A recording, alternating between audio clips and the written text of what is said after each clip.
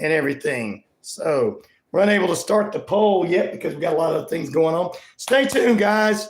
We got coming up for you. We're going to talk about the Abercrombie and Finch guy, CEO being accused of sexual assault.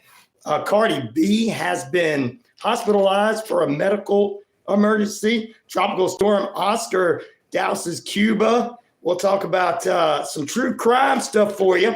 Also, new Netflix series by George Knapp. I knew the guy out in Las Vegas. He works for a television station there. He also does Sunday nights for Coast to Coast AM. He's got a new documentary coming out November 8th called Investigating Alien.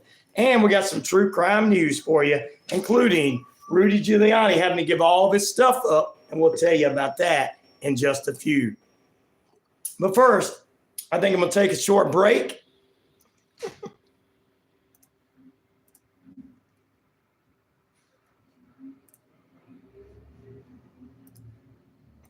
As we get everything set up on the YouTube, too. Back in a moment on the Rhino Radio Penitentiary. I'm Ryan O'Neill. You're listening to Sunny FM Radio Networks.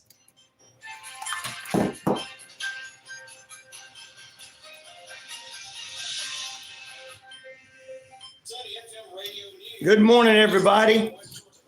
Welcome back in. My voice is getting back. Well, Courtney Leezo today. But I didn't have a good poll question today, so I'm going to put the one I was going to do on Tuesday up.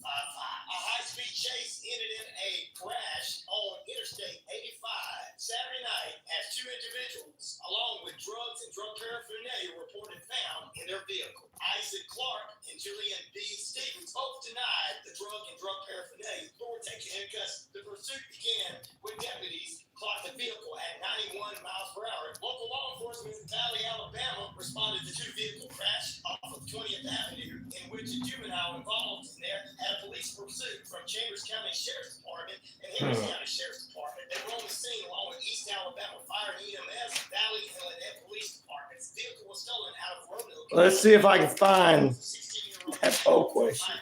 The incident took place between Dunkin' Donuts and BK in Valley, Alabama, and blocked the street off for a few hours before it was cleaned up. On October 19th at 10 p.m. Central Standard Time, there was a shooting at the Hilltop area of the city of Alabama. Oh, yeah. Police officers responded to two black males who were multiply shot. Both individuals were flown to medical facilities for medical treatment. If you have any information about this, please contact the Vet Police Department. Authorities near East Alabama have released more information following a Tuesday lockdown at the Opelika High School. FBI, along with Opelika Police, are assisting in an investigation that happened at 10:45 Central Standard Time in the front office when they received a phone call from someone saying they were going to shoot up the school. Anyone with additional information, contact 334-745-52. Silly little question, but hey, want to get it on.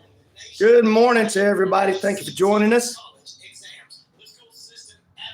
I'm back, hopefully better than ever.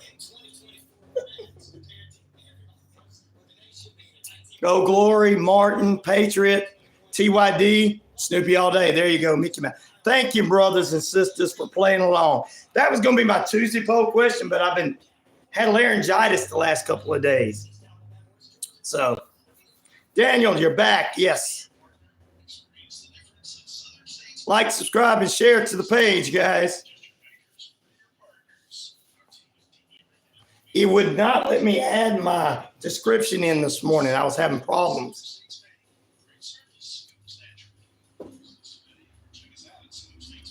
Hey, I'll take it. Hong Kong. I'm down with that, brother.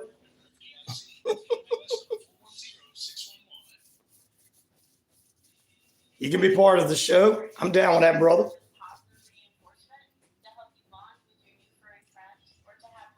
All right, guys, I won't be doing as much talking. I want to keep my voice great for later on this morning when I got my great guest coming on. Snoopy all day. There you go.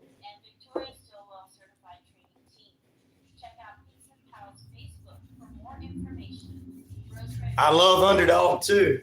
There was too many to put on there, so I just picked the first 4 was on the list. Wow.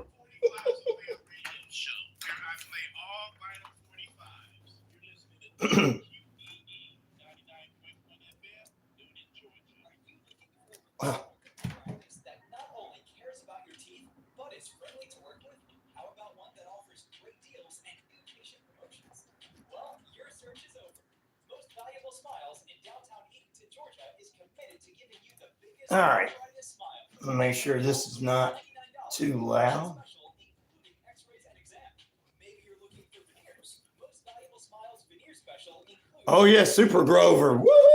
Purchase or get that bright one smile you've always wanted by taking That's right. exclusive $100 Hong Kong Sports. whitening treatment when you book today. Most Valuable Smiles in downtown Eatonton. To lock in these exclusive deals, 706-623-0318 or visit mostvaluablesmiles.com. Get that down.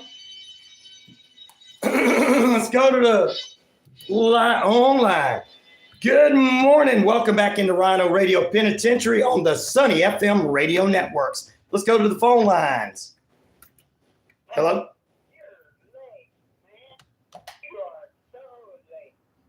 Well, I had my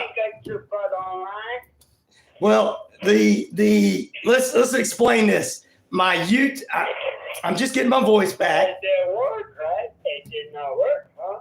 No, I got on there and it told me that whatever I put in was wrong. So I didn't put in my description of the show today and it let me on. I said, all right, I'm going to go on. It didn't let you on, huh? Yeah. No. They knew you were coming on. I'm still on. Yeah, they didn't want me on. My enemies are trying to make me sick, so I wouldn't be on the last 2 days with laryngitis. And we got a lot of people on this morning, and, they just don't want you guys to be heard. That's what it is. Yeah, they don't want their truth out. You see, they don't want people that can think. Oh, you got that right. That's the problem. Everybody wants to say, yeah, Hitler killed a bunch of Jews, but the problem is Hitler killed a bunch of the big PhD boys, too. Yeah, he killed a lot of people. He was evil. The smart one. He killed them off. You do not. He wanted to rule the world. Yep. People, yeah, we don't need these people that can think. That's the problem. That's right. That's right. Well, I appreciate you calling in, Martin D. Right. Yeah. Have a good morning. You too, brother. What time you got on? I tried. Thank you, Martin. Well, hey, my voice is just now coming back, guys. I had laryngitis for a couple of days, replayed some of the shows and everything, but I want to get back on this morning. The voice started doing better, and I said, I got to get on for a few hours. I got Courtney Lizo coming up. I didn't want to have to reschedule another guest. We've already had to reschedule Horrifying History, Brenda Gaskey for next Wednesday, and next Thursday is Halloween, and I wanted to get a special guest on that too. So good morning to Hong Kong Sports, who's with us. We love him. I'm going to have him do a sports update with us. Martin Deese, about damn time. 37 and up in Washington State. Woo! I'll tell you the degrees here in just a few moments. It's only 54 degrees in Metro Atlanta. Captain Hot Buns, I can't do my yell for you, but we're going to say hello to you. Brewhouse Reviews, what's up, my brother? Pamela's on with us as well from Pennsylvania. Martin M., of course, we already said him. Let's go on back up here and get everybody else that's in here. Daniel's on with us, of course. Good morning to him. Bali, how you doing, brother? How you doing, Mickey Mouse? They're picking on my poll question. TYD in the house, my hockey fan. Hey, hockey's underway, right? There you go. And the Patriots on with us. Terry C., truck driver Terry. And we got a lot of people like it, subscribe, and share on the YouTube. Please do so. If you want to help a brother out so he can get some medicine to keep his voice up, $ Ryan Shelander, RyanShelander. 35 degrees in Wisconsin, where Terry C. is driving through today. 55 and mostly clear in Pennsylvania. It's 54 and mostly clear here in Georgia. We got the same degrees there, sister, in Pennsylvania. 51 degrees in West, by God, Virginia. I love saying it like that. That's what Brewhouse says. All right. Our poll question this morning, ladies and germs, is which of these Macy's Thanksgiving parade balloons, I know it's not a true crime Thursday, but I didn't have one for today because this was Tuesdays and I've been off for a couple of days. Not really been off, but I've been not able to do my show 100%. So Thanksgiving parade's coming up next month. Let's talk about it. Which of these Macy's Thanksgiving parade balloons were your favorite? There's many, many more everybody can put out there. Snoopy's taking the top spot right now, 70%. Mickey Mouse, 30%. Buzz Lightyear not getting any love. SpongeBob not getting any love. Come on. 37 in Canada, where the Oilers stay. Says TYD. There you go. Good morning, Ryan, Navajo Nation, and everyone else. Sorry I can't talk Weldon today. That's all right. I couldn't talk the last couple of days, brother. Hey, the Oilers are doing good this season, right? Couple of surprise teams. Wow.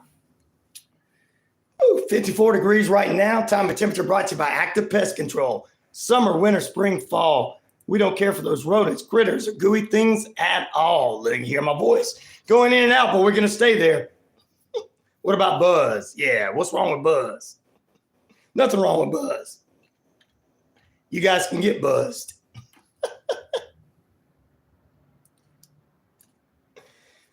Summer, winter, spring, fall. We don't care for those rodents, critters, gooey things at all. Mike and the crew can exterminate and lay the smack down for you. Well, we got a great guest coming up this morning. I'm going to be doing it in and out throughout the morning to keep my voice 100% for that great guest. But I'm going to be talking about different things, so stay with us. We're going to be talking about the Abercrombie and Fitch CEO getting in trouble for his sexual assault. Dummies. Plus, a Pennsylvania man is behind bars and being charged for threatening a state political party worker. Can't do that. And a guy I met out in Vegas, George Knapp, a News 3 news guy who hosts once a month for Coast to Coast AM. He's got a new documentary coming out on Netflix. We'll talk about that. Stay with us. Woo. Good thing I got all this extra stuff this morning.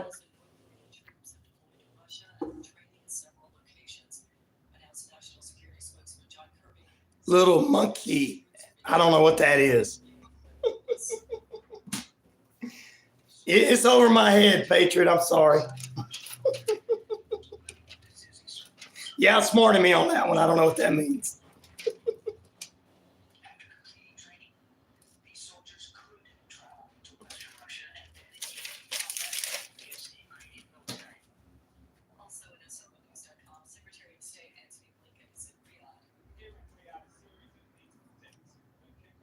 Oh, yeah. That's right. The monkey voice. Yep. That's right. I wasn't even thinking. I'm sorry. Yeah, I did do that. Actually, brother, I did do that. I actually listened to you. I always listen to singers and stuff. I'm a drummer. Remember, I always listen to the singers.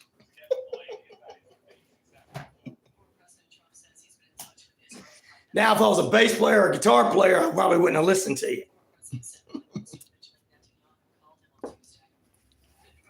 Hey, we're the monkeys. Hey, I love the monkeys, man. They're the Beatles of the monkey world.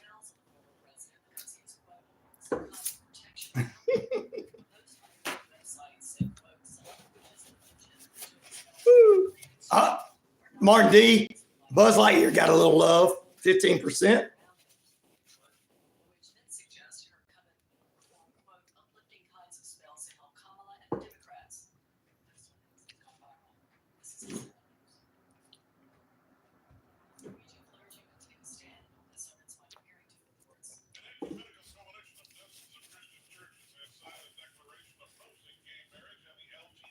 I remember the banana splits.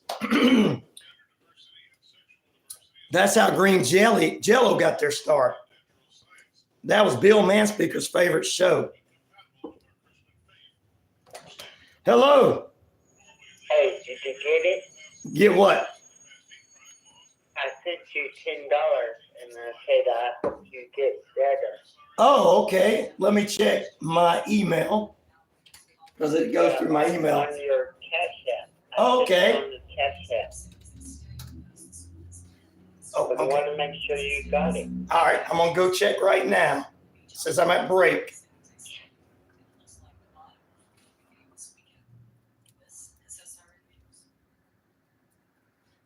Waiting for it to come up.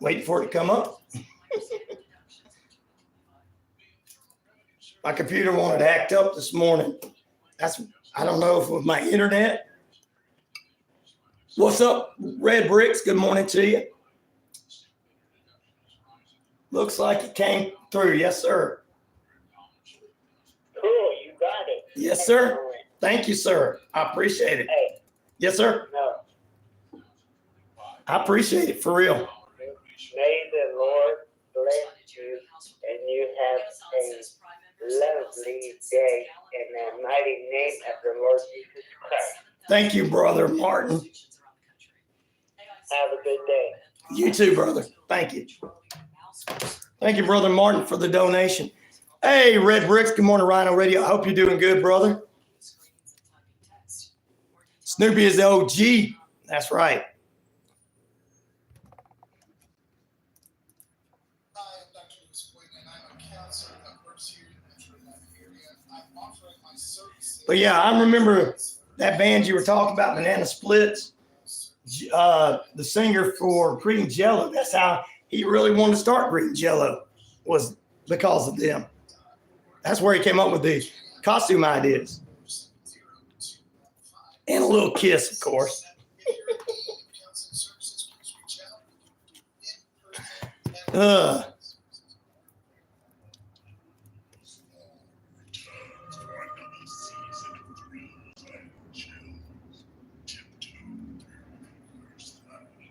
Oh, Glory. Woo!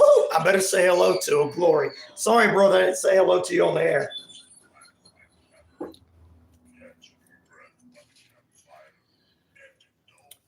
I'm just happy to be back.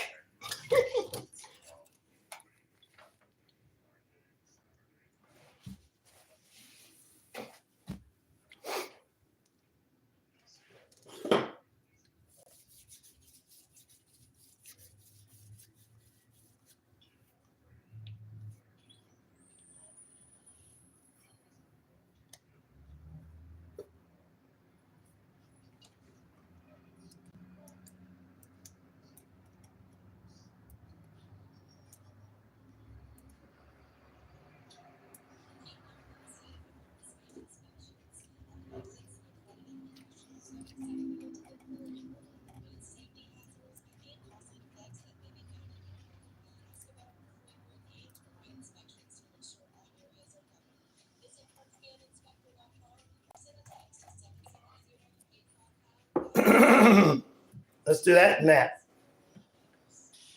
Welcome back into Rhino Radio Penitentiary.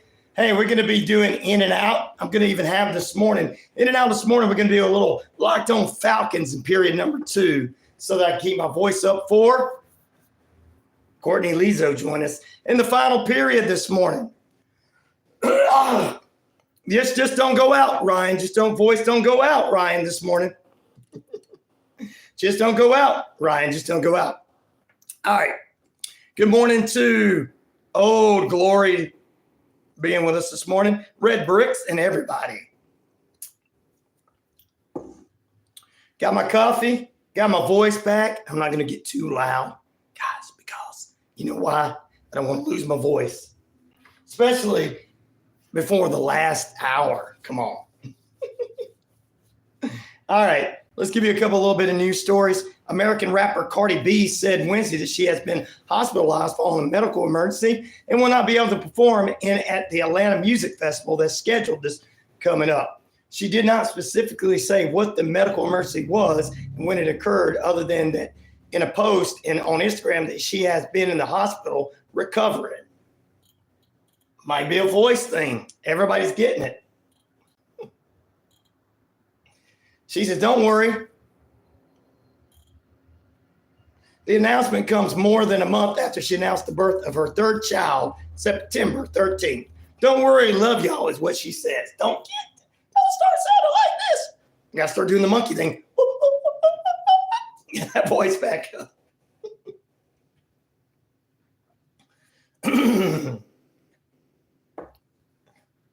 Coming up November 15th, Cobra Kai is back. So there you go. Also tonight, second episode of Georgie and Mandy's First Marriage on CBS. Young Shelton's older brother moves off with his wife and kid. Boom. And that's followed by Ghost and the Matlock. It's not really the Matlock you were expecting. Check it out with Kathy Bates. All right. That's just a couple things going on in the entertainment world. Let's do some other news for you. A Pennsylvania man has been charged with threatening to kill a state political party worker who had solicited the public to serve as poll workers on Election Day coming up on Tuesday in a couple of weeks. John Poehler, 62 of Philadelphia, was charged with one count of transmitting interstate threats over the internet and everything, and a couple of other indictments as well. He texts the poll worker, I will kill you if you don't answer me, because the poll worker didn't text back. I will come find you and kill you and skin you alive and use your skin for toilet paper. Ugh. I get mad when people don't answer me, but I don't do that. He could get up to 5 years in prison, plus he has to pay a fine, and they'll be watching him. So there you go. Wow. That's in Pennsylvania, your neck of the woods there, Pamela. Some of your neighbors acting up a little bit. 20 minutes away from the top of the hour, 54 degrees. Time and temperature brought to you by Active Pest Control. Summer, winter, spring, fall. We don't care for those rodents, critters, or gooey things at all. Tropical storm Oscar doused Cuba on this past Monday, 3 days after a massive power failure in the area, took out 10 million people and put them in the dark. And then, of course, this tropical storm came in and knocked some things out as well. That was a decade-old power grid. God, they hadn't updated their power grid, guys. I'm glad that we can argue in America and get out and vote, disagree, get mad at one another, call each other names, still have updated equipment most of the time. I don't care what anybody says. I love America, no matter what is going on. Let's go to the phone lines. Good morning. Yeah, you need to get something straight about that Oscar. Oscar? Not only that Oscar, it went across Cuba, but that was before the big power outage. Oh, it was before? They said it came after in the news. Before it crossed Cuba, then it went all the way to Mexico, then it took a U-turn and crossed it again. What? To Cuba. That's what Oscar did. So Oscar decided to go back to Cuba. So Oscar decided to go back to Cuba. He got into Mexico, didn't like it, and went back to Cuba. But there's no Oscar, but then again, Oscar is dissipated. There's no Oscar anymore, but there's another bad storm being built right there in that area again. Right? Wow. So we need to keep our eyes on, yes, it's I will. going to stir up again late in the season, even though Yates was supposed to have hurricanes. That's right. Late. That's right. Wow. Yeah. Wow. You know, also the problem with Cuba, they only have 2 power plants. That's it. Yeah, decade-old ones, power grids. Yep. Dozens and dozens of power plants. Wow. Cuba only has 2 Wow. I Woo. don't know if you know that. I knew they didn't have much. Been to Cuba or not, but I've been there. Yeah, I knew they didn't have much. That was one more than I thought they had. I only thought they had one, but that's one more than I thought they had. They got more than one. They have two. And Wow. the problem is, one of the major ones out of the two got knocked down. That's what happened.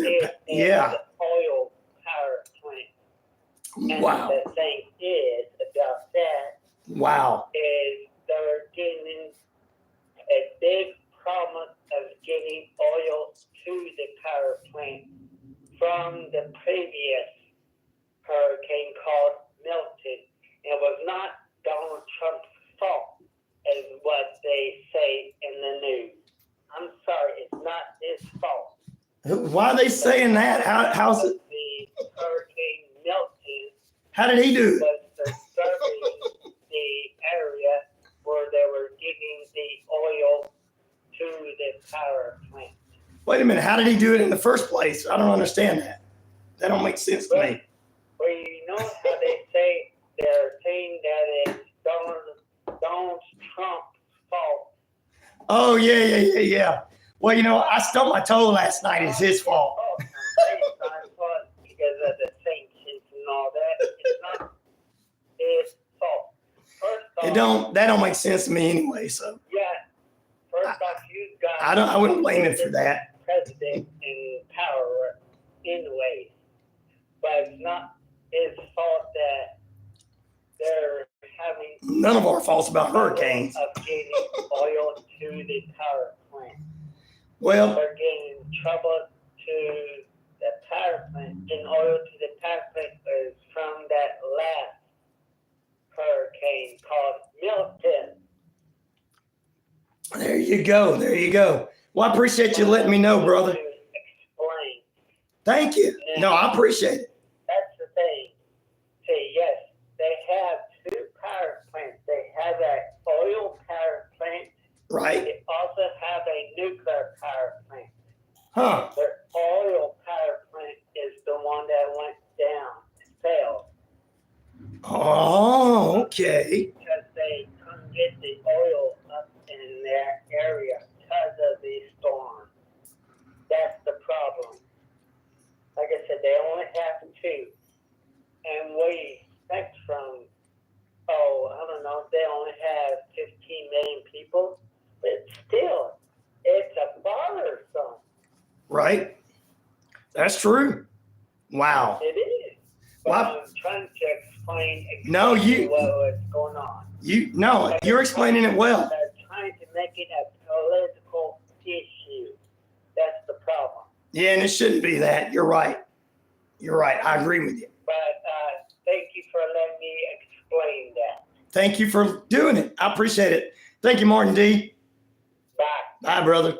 Martin D of Texas calling in this morning. I appreciate him. We're going to take another short break. Back in a moment. You're tuned into Rhino Radio Penitentiary. Yes, I'm getting my voice back just a little at a time. We still got Courtney Lizo coming up in the final period. But right now, let's take another short break. Save that voice.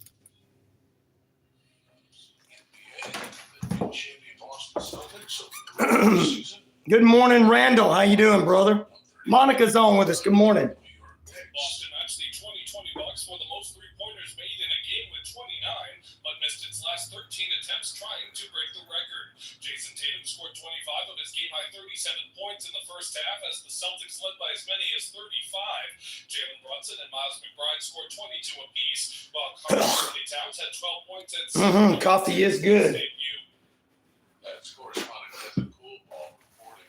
Elsewhere, LeBron James and Bronny James became the first father and son to play in the NBA together during the Los Angeles Lakers 110-103 victory over the Minnesota Oh, wait a minute. I don't want to leave that in there. 39-year-old LeBron James and his 20-year-old son played almost 2.5 minutes together. This is SRN Sports. In the NHL, after opening the season at 0-5-0, the Nashville Predators. I don't drink, so I can't have it. But I appreciate it. Wooly, the Jameson is all Martin's. Eels. his career. My elder statesman. He had 2 helpers. Winger Luke Evangelista had 2 points of his own, and veteran center Ryan O'Reilly had a goal and assist as well. That's correspondent Jeremy Gable reporting. Other winners included Guys, Minnesota. you know how Tampa Bay. how important they think how important this election is. I got Republican Party, I got Democratic parties calling this radio station. Vegas. I'm like, Baseball news show him. money, money, money, money. One ball was Pay it. auctioned for $4.4 million.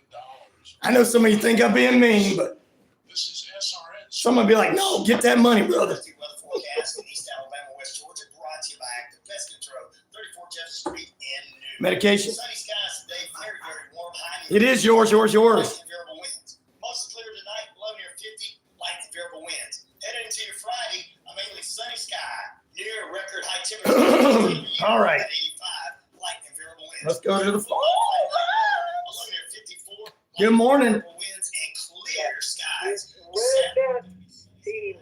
You ever wanted to try to play with the Southern Mud boys? You Mhm. ever try to play with those boys? What about it? FEMA. You know what that is, don't you? I know they're the Federal Emergency Management Association. Yeah. We call them Flood and Mud boys. Yeah. Those boys.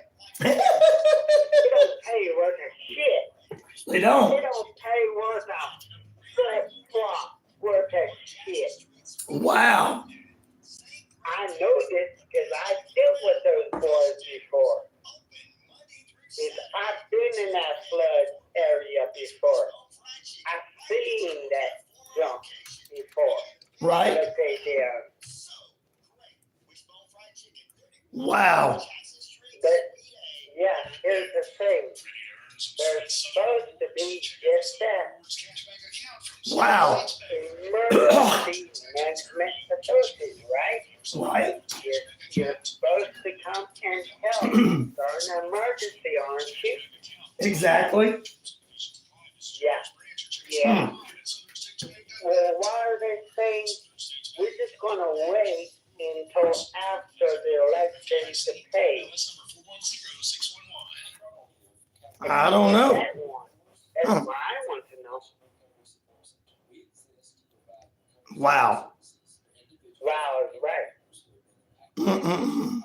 Yeah, why are they not wanting to pay out now before the election that's coming up in 2 weeks? Huh.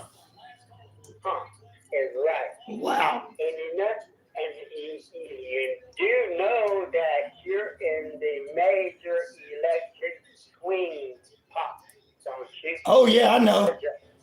Georgia, Florida, North Carolina, South Carolina, the major swing states. Yep, as we well are. as Tennessee. Ain't that something to get your mind around? It's the most important election in our community. Sound, Exercise your right. Every vote counts. definitely so. Well, all right, Martin, I appreciate you letting me know and letting our listeners know, too. All right, brother. Talk to you soon. Budget political ready. There you go. Talk to you later. Saturday, October 26th, the Rally Point Grill, formerly Semper Fi in Woodstock, featuring comedian and impressionist Jim Gossett from the Ron Carson National Talk Show.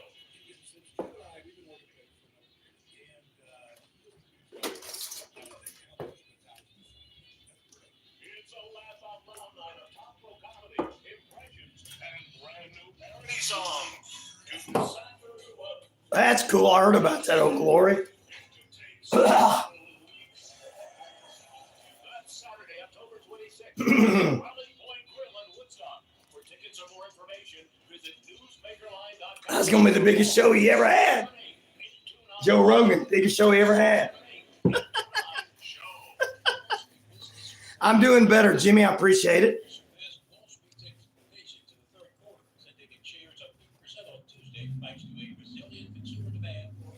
Target is reducing prices on more than 2,000 items ranging from snacks to toys and cool mess. To attract more than 100 shoppers during the holiday season, the price reductions will be across national brands What's up, BK? Just coming back after a little laryngitis, brother. You know how it is in radio. BK on there. Good morning to you.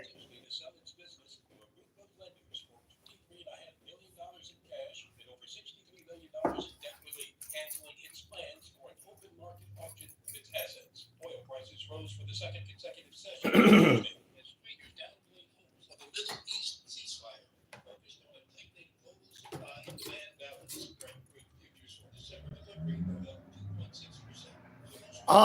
Thank you, Monica. I appreciate that.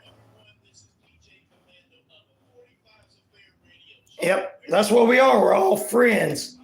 Hopefully my voice will be back 100% tomorrow. Welcome back in, ladies and gentlemen. Yes, you know, it's Ryan O'Neal, even though he sounds like a little bit like Carl from Sling Blade. Good morning to BK on the air and everybody else joining us well. Jimmy's on with us this morning. Miss Pamela, as always. And just to say hello to everybody. There you go. BK on the air, one of my favorite shows that he is the guy that talks to everybody. When it comes to shows, you know, shows from old radio shows to new movies, BK on the air knows what he's doing. Which of these Macy's Thanksgiving Parade balloons were your favorite? 67% say Snoopy, 22% say Mickey Mouse, 11% say Buzz Lightyear. Nobody voted for SpongeBob yet? Come on, I like SpongeBob. It's True Crime Thursday. Monica says she loves starting off with the Patriot and coming on here. We appreciate you guys. I was sad that I had to be off the air, off the YouTube the last couple of days because of this voice. I couldn't even talk. I couldn't even speak. You know, I couldn't even beg for my treats, guys.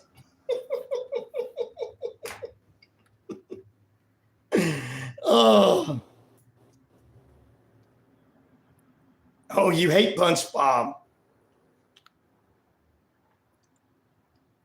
Oh, they watch SpongeBob 24/7. Monica said her kids watch it 24/7. All right, guys, we appreciate that. Oh, I got honey. It's been fixing everything last couple of days. It's just when you have to record things, it's hard. When you have to talk to people, it's hard. Doing a 3-hour show a day and then talking the rest of the day, come on, that's hard for me.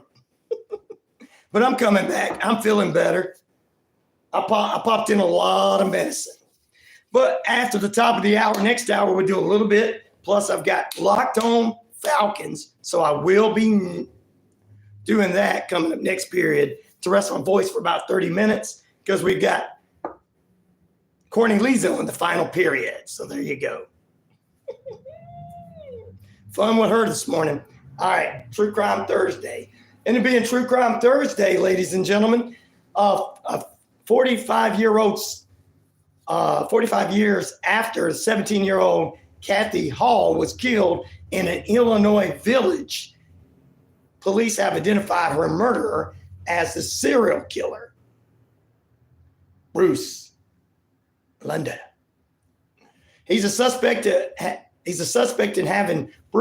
is a suspect in having raped and killed a dozen women and teenage girls from the 1970s to the 1980s, according to the small Illinois town. And now this young lady who was unknown who killed her, they've identified him as one of her killers with DNA evidence. Wow. Of course, Bruce killed himself in 1981. Bye-bye, sorry, you know what? I don't like sorry people who hurt people. I like the rest of us who can try to get along better, even if we don't agree. No, your voice is not going out, Ryan. Don't. All right. So there you go. They finally found 45 years later this murder. Oh, let's go to the phone lines right quick. Good morning. Remember, keep it clean. A true crime, all right? Yep. You won't believe me, but I will tell you this story. Somebody else is calling.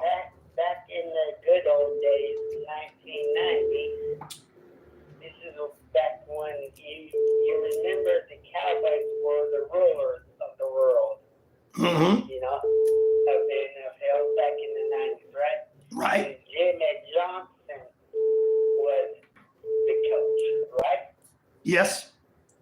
Yeah, okay. So, back in that day, I don't know if y'all remember this or not, but the Cowboys had Chevrolet for the sponsor, Mm.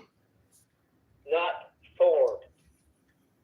It was Chevrolet back in the 90s. Right. Anyway, so Jimmy Johnson, right? Right. I'm listening. That coach of the Cowboys. So he went and bought a couple of Chevrolet dealerships, right? Mm-hmm. I'm There's listening. nothing wrong about that. Right. Nothing wrong. Except for the problem is he bought them from the mob. He went and bankrolled it from the mob. Okay. Yeah, I'm dead serious. That's cool. So, what they did is,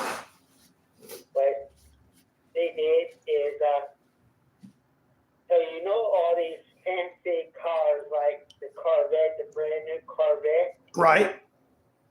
Well, the thing is, they let 3 to 4 of those Corvettes get stolen. They let them get stolen. Right. And then what they did is they filed what is called insurance on them Right. to pay the mob. Wow. And then they locked the fence and they put the fancy cars in the shop. I don't know if you ever noticed, if you ever go by these dealerships, you would see this fence around them. Right. You would see a few cars up there, but you would notice the more expensive cars are always inside the shop. Mm-hmm. Mm-hmm. Wow. But that's what they did, and that's how they paid for it. Wow. That is a crime. It's called insurance fraud. Yes, it is. Thank you for letting me know that, brother. I appreciate it. And it's a true story. I saw it happen. That sounds good. We'll be back in a moment, ladies and gentlemen. Here's the top of the hour news.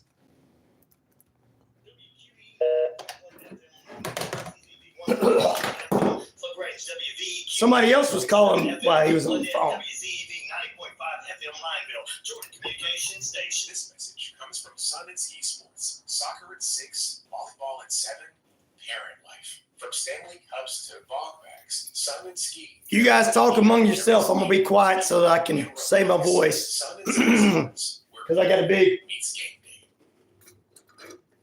Live from NPR News in Washington, I'm Dave Mattingly.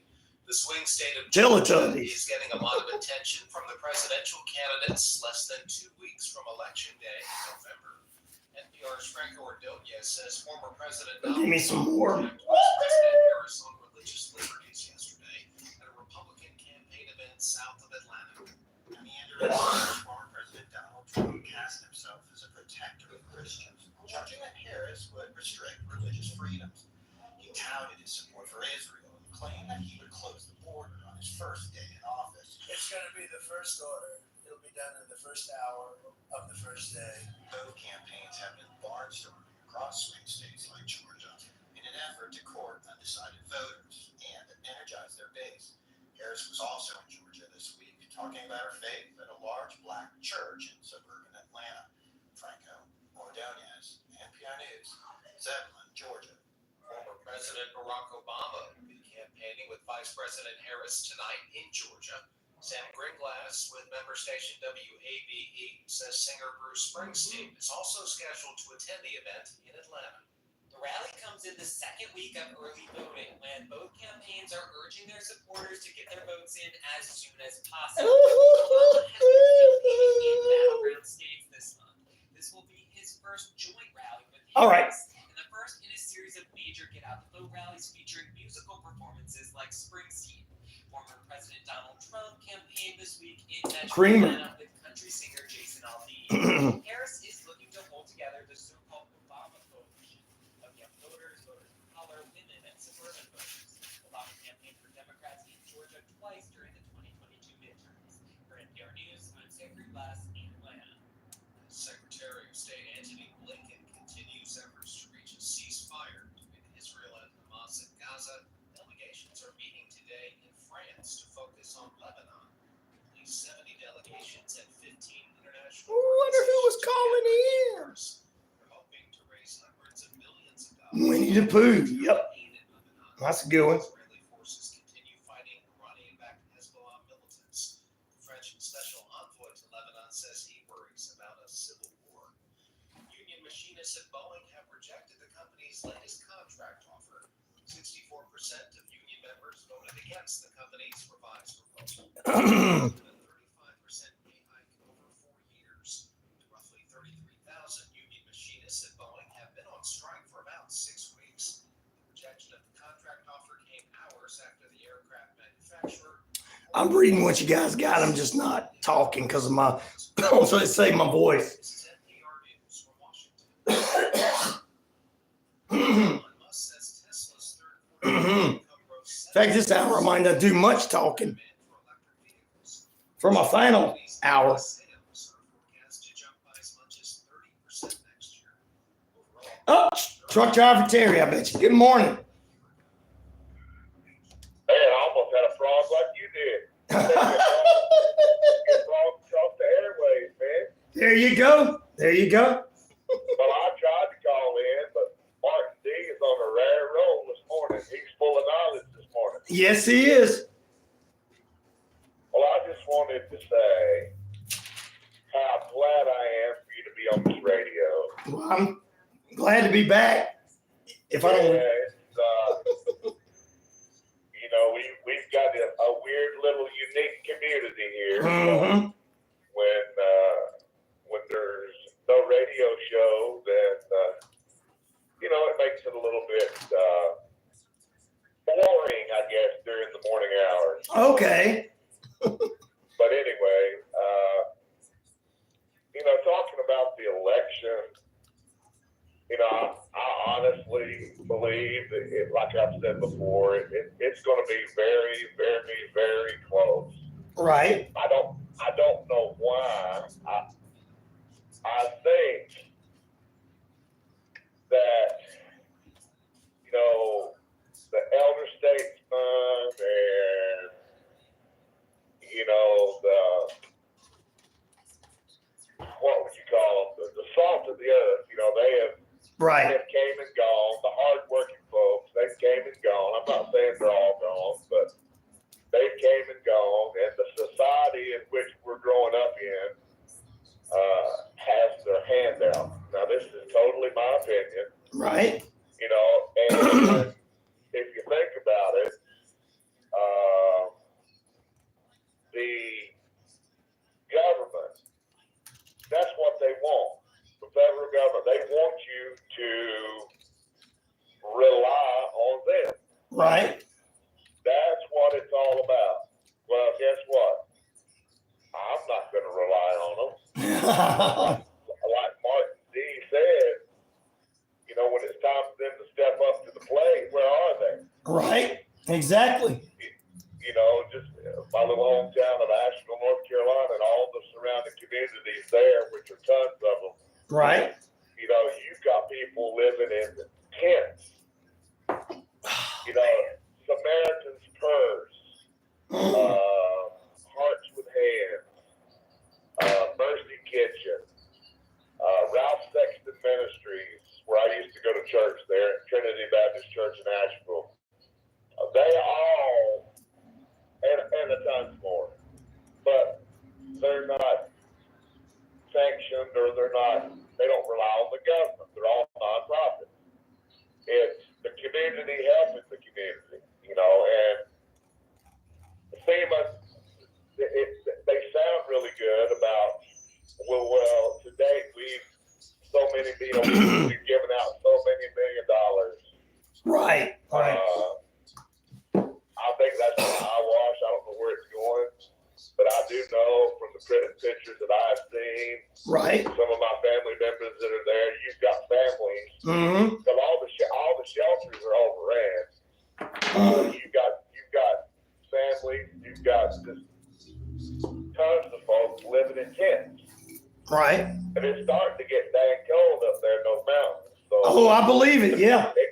regardless, it's getting hot. You know, even if it was hot. Right. Exactly. They should not have to have those folks living out there in those tents because everything was wiped off the face of the earth. So that's what I'm talking about.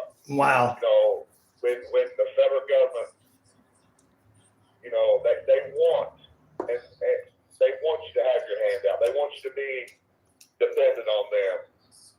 So I think that we're raised, you know, we see it. You can't tell me that COVID caused all these problems. Not all of it. Yeah, all the problems. Not all of it. It was. There's more to it. You know, they're just continuing to, you know, people not working, people not wanting to work.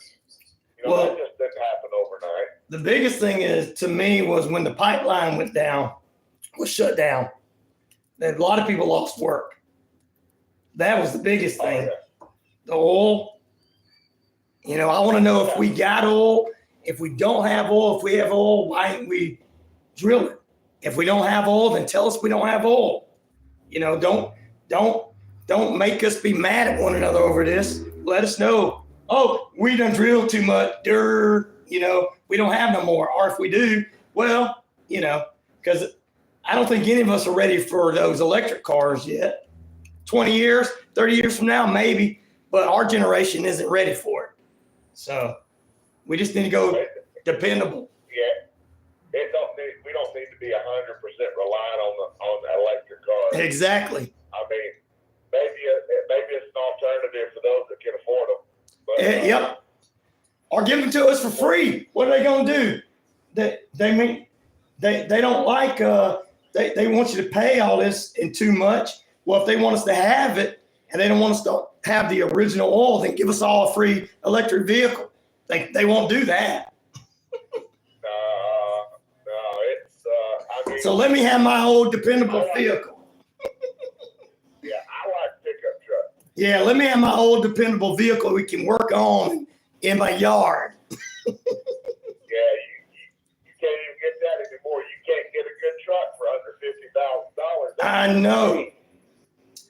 New pickup truck in the $50,000, a good one. It's got, you know, a lot of features on it. You know, comfortable, blah blah blah. But you know, it's very important we get out and vote, folks. Yep. We've got to vote. You know, we just have to. We have. You know, we can't continue to go the way our country's going. And it's up to us to take the bull by the horns and change it. Bam. We can't. Now this Thank you. The presidential election, you know, it's not going to change the world overnight. Thank you. But you know, that's why it's important to. I wouldn't say get involved, but get involved in your local politics. That's where usually things happen. Amen. But you know, we'll talk to our tongue falls out, and people still won't listen. I know. But we just need to stand up, work hard, you know, and just live peaceably one another.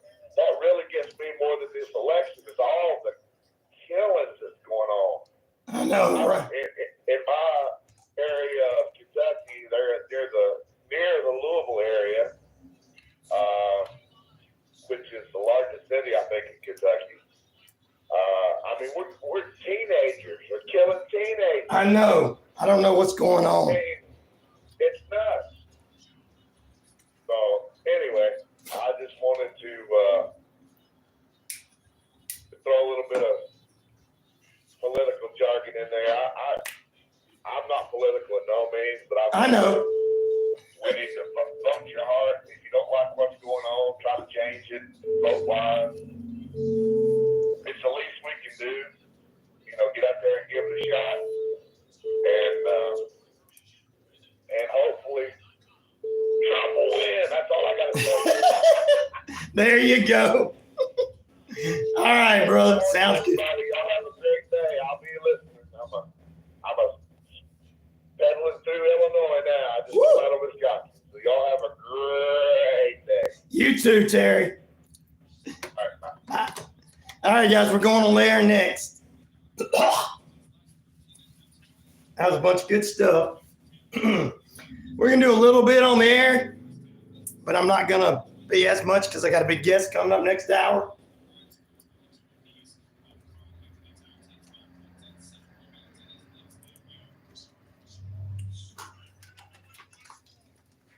Want to save my voice?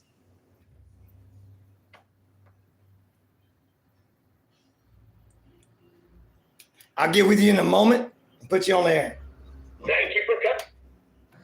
Yeah, Hey, how you doing, buddy? I just wanted to say I agree with Terry as well. Awesome. A lot of things. Just want to say I agree with Terry. But here's another thing. Okay. Now, if you notice these, they call them mailbox voter thingies.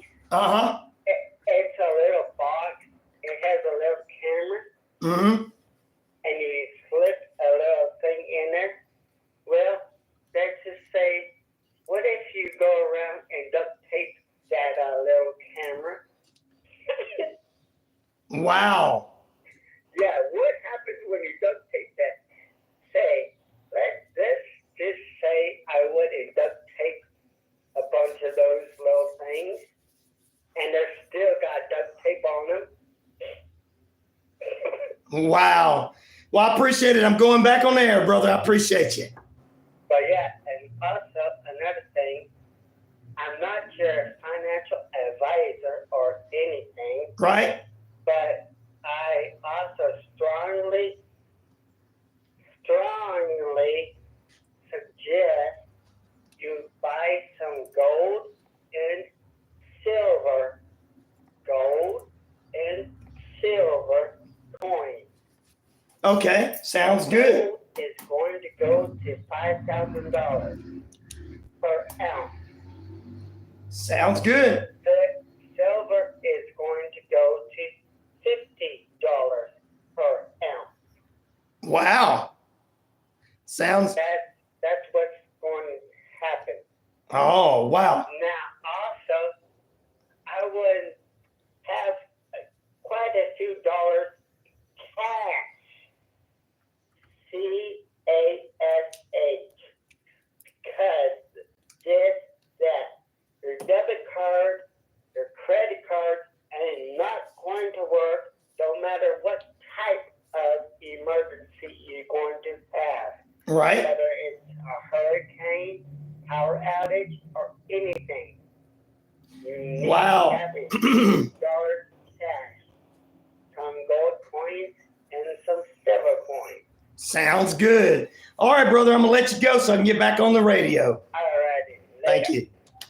Welcome back on to the Rhino Radio Penitentiary. A couple of great calls during the break there. Check us out on the YouTube page. We still got coming up Courtney Lizo in the final period of the Book of the Dead podcast joins us for a True Crime Thursday. And good morning to Martin. And, of course, Matt joining us. Bolly's joining us as well. Good morning to all you wonderful people on the YouTube. Sweet Leaf and everybody on the Navajo Nation. 78,000 of you worldwide listening to us. We're across the Rhino Radio Media page, which brings us on iHeartRadio, Amazon Prime, and Spreaker, and 23 other platforms, streaming platforms. We're across the Sunny FM radio network dials from East Alabama to Metro Atlanta, right here at WQEE 99.1 FM. And we are across the British Columbia Isles of Canada and Earth Rock Radio, New Mexico, Arizona, and the Navajo Nation. Our question this morning, which of these Macy's Thanksgiving Parade balloons were your favorite? Snoopy, 59%, Mickey Mouse, 18%, Buzz Lightyear, 18%, and 5% for SpongeBob. You guys, yeah, my voice is coming back. I was a little out of it the last couple of days. Had a little laryngitis, not 100%, but still trying to come back for you guys here. And we're going to end the last 30 minutes of this hour with some Falcons news for you this morning so that I can keep my voice abreast. Thank you to Martin D. Thank you to truck driver Terry and everybody for calling in during the break. And we appreciate them, and we appreciate all you guys. Randall's with us as well. And Roll Tide Randall's with us as well. We appreciate him. All right, we got a couple of news stories I want to get into. But first, I want to go ahead and tell you, this is what's going on with some traffic news. In Canton and I-75, 575, I should say. This is what's going on this morning. Right before exit 11, left shoulder, there's a crash. Slow down. Cobb County, there's a crash at the left lane, Windy Hills Road, I-75, and an incident, ladies and gentlemen, in Brookhaven near New Drew Hills Road at I-85, a crash there. No other incidents in East Alabama or West Georgia this morning. If you see something or hear something, you can contact our, I know that sounded a little bit like Peter Brady. Call it up! But I'm sorry. I'm trying to get my voice back. All right, listeners on the air, I'm trying to get my voice back. But if you see any traffic issues, shoot us an email at 99classicrock@gmail.com in the East Alabama, West Georgia area. Or if you even want to go ahead and give us a news, traffic, weather, whatever's going on in your neck of the woods in East Alabama, West Georgia, that's listening on the net radio dials, 99classicrock@gmail.com. And we'll put it in there. Let me know. All right. We're going to take a short break. I know, break after break. This is the only way to keep my voice continued going so I can talk to you guys this morning.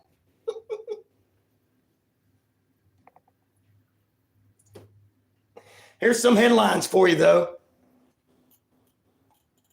All over the Facebook page, WQEQ, Kentucky state lawmaker succumbs to injuries after lawnmower accident. Nobel economic expert says a vast superiority to, I don't know what. That's just what it says. Also, ladies and gentlemen, 19-year-old female Walmart employee in Canada found dead in the store walk-in oven. What? We'll talk about that. Also, make sure you stay tuned. We got some more of your headlines on the way. Gonna take that break so my voice can get better. It got better because of my listeners.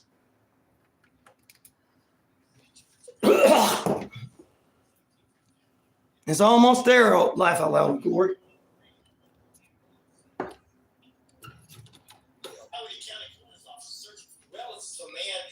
Dead at the Greenville Street earlier this month. Stanley Dean Arnold, 65, died of natural causes. If you know the whereabouts of family members, by the afternoon, my voice starts working. I know I'm ready to go on the air.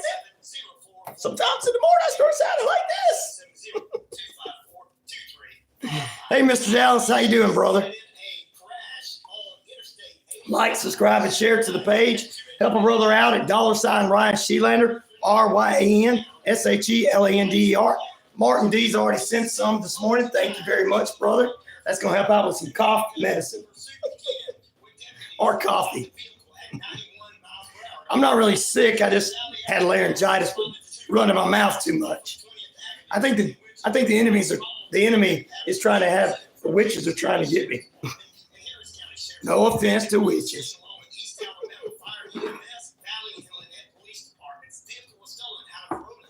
A 16-year-old male from 5 Point. The incident took place between Dunkin' Donuts and BK in Valley, Alabama, and blocked the street off for a few hours before it was cleaned up. On October 19th at 10 p.m. Central Standard Time, there was a shooting at the Hilltop area of the city of Alabama. Police officers responded to 2 black males who were multiply shot. Both individuals were flown to medical facilities for medical treatment. If you have any information about this, please contact the Vet Police Department. Authorities near East Alabama have released more information. I thought I liked your music channel. If not, I'll make sure I do. Opelika police are assisting in an investigation that happened at 10:45 Central Standard Time. Okay. I appreciate that.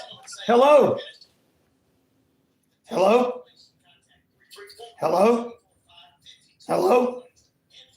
Congratulations to County 2024 for outperforming the nation and the state on ACT college exams. The school system averaged ACT scores at 21.4% and 2024 grads compared to everybody else, with the nation being at 19.5 and the state of Georgia itself at 21.2. Both Coweta and Georgia scored high on English, math, along with science. Congratulations, students in Coweta County. Reporting for Sunny FM Radio News, East Alabama, West Georgia, I'm Ryan O'Neill. Ready to earn some sweet Southern rewards? Check out the Southern Rewards cashback account from Southern States Bank. Debit card Big old truck come in that direction. Not normal. You can earn up to $30 a month. Sign up for your Southern Rewards cashback. Yeah, I had laryngitis the last couple of days. It's just now coming back. I didn't want to cancel my guest this morning. I had to cancel the show the last 2 days. Last carnival of 2024, Lynette Fall Festival presented by Jordan Communications in the Old Mill Park. So, November 12th through the 17th. Tradition, 5 p.m. to 10 p.m. daily, 2 p.m. to 10 p.m. Saturday and Sunday. Merry-go-round, family, kid, and adult-wise wristband night. thank you. I appreciate it, Mr. Dallas. WZZV, WVEQ. I'm going to really take it easy here in the next few minutes because I got somebody coming up at the top of the hour. So I'm just going to give a couple little things. For home, auto, life, health, and commercial insurance. We're your one-stop shop for your insurance needs. www.insurewithellsworth.com 770-755-7053. We look forward to meeting you soon. Wishbone Fried Chicken is back in a brand new location, 31 Jackson Street, Suite A here in Newton. Same great taste, the best chicken around. Fish dinners, Monday through Saturday, 10:30 a.m. to 4 p.m. It's Wishbone Fried Chicken, right next door to their former location, bringing you the best chicken around. So great. Wishbone Fried Chicken, 31 Jackson Street, Suite A here in Newton.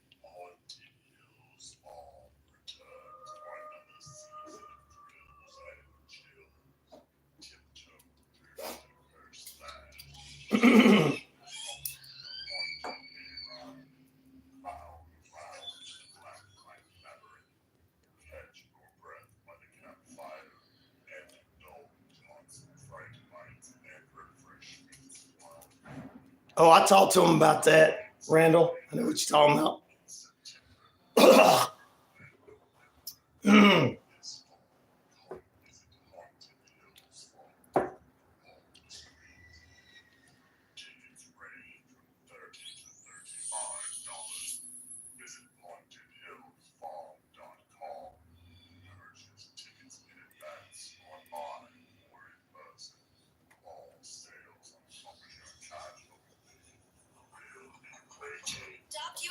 Presents What to Expect When You're Expecting. That's what it is, Terry C. But I don't do that. Now we know where she got it. That's most of you guys' dream girl. You don't have to speak teen to be a perfect parent. Thousands of teens in foster care will love you just the same. Yeah, it is, Darth Vader. Luke, I am your father. All right, welcome back in. Ladies and gentlemen, boys and girls, children of all ages, good morning to Joe. And coming up in the final period, we're going to be talking with Courtney Liesel from the Book of the Dead podcast. My voice is just now coming back. Guys, I had laryngitis the last couple of days. Good Lord Almighty. Everybody was happy I wasn't talking everywhere else. But I'm glad to be back with you guys this morning for a little bit. And we've got a great guest coming up in the final period. We're going to go into Locked On Falcons here in just a few moments to get you some Falcon sports news for the Atlanta market. But first, got to talk about this 19-year-old woman was found dead in a bakery walk-in oven in a Canadian Walmart where she was an employee. According to the Halifax police, local investigators are working closely with the Health and Safety Examining Office to find out the cause of death. The store remains closed until further notice, providing virtual care and grief counseling. On Saturday, the body of an unidentified woman was found in a Walmart at 6990 Montford Road in the Canadian province of Nova Scotia. Ooh. The woman, according to the Tuesday update, has been located in a large walk-in oven that belonged to the store. The Halifax Police Department were called around 9:30 a.m. local time. PM local time, sorry. Meanwhile, the investigators say that it's complex and involves several partner agencies, and an investigation is underway. Wow. And we're going to head into the break here.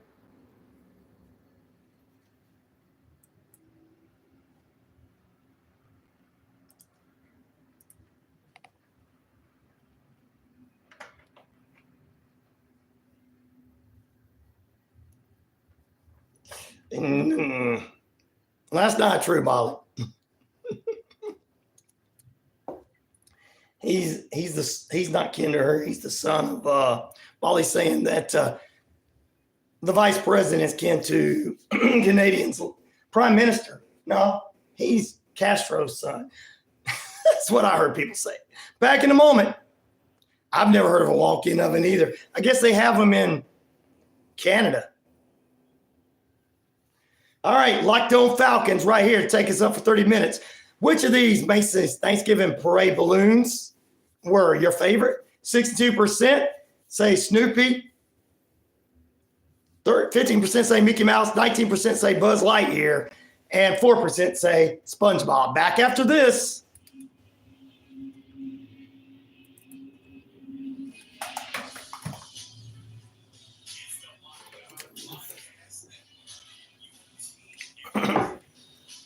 I have to take a 30-minute break.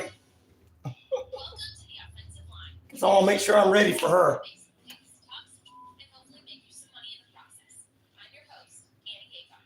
Join me as I kick back with NFL stars and celeb superfans to unpack this week's odds, lines, and spreads, email, and special. We talk more than your fantasy group chat, so buckle up and enjoy the early laugh all week long. Follow the offensive line on the Wondery app or wherever you get your podcasts. You can access bonus episodes and I just heard that. I don't doubt it. I don't know if it's true, but.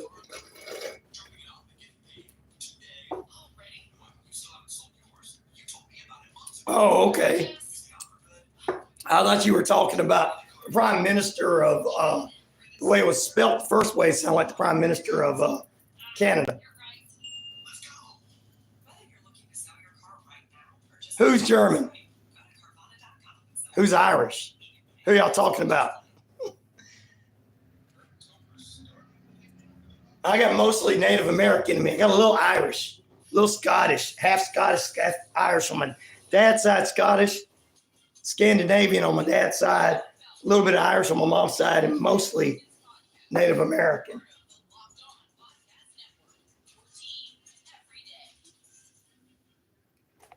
What's up, and welcome into this crossover Thursday episode of Locked On Falcons and Locked On Bucks podcast covering the Tampa Bay Buccaneers and Atlanta Falcons, part of the Locked On podcast. Indian, as in from India, right?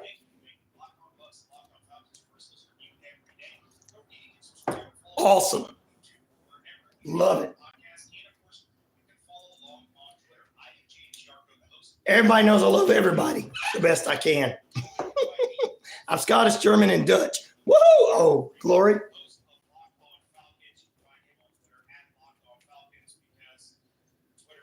Susan Atkins. Woo!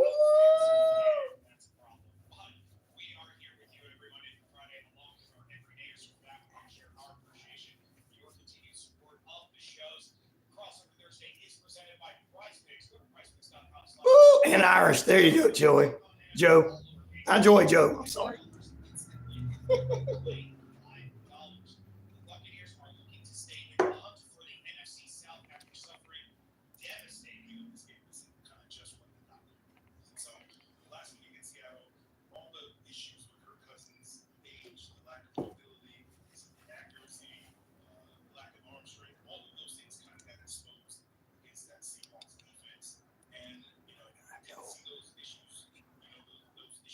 English, German, okay.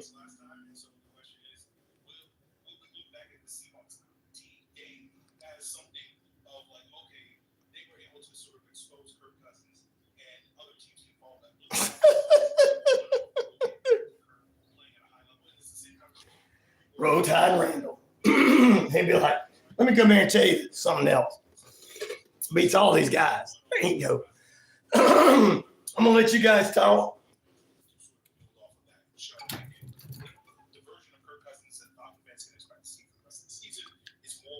That's true, Martin. He was off. I'm American proudly, says Monica. America. Good people.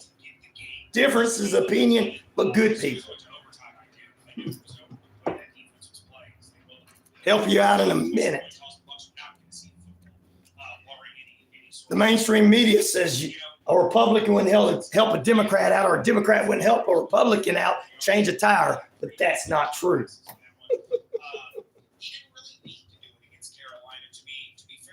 People don't go up on the side of the road when somebody's tire's out and go, are you Republican or Democrat? I can't change your tire.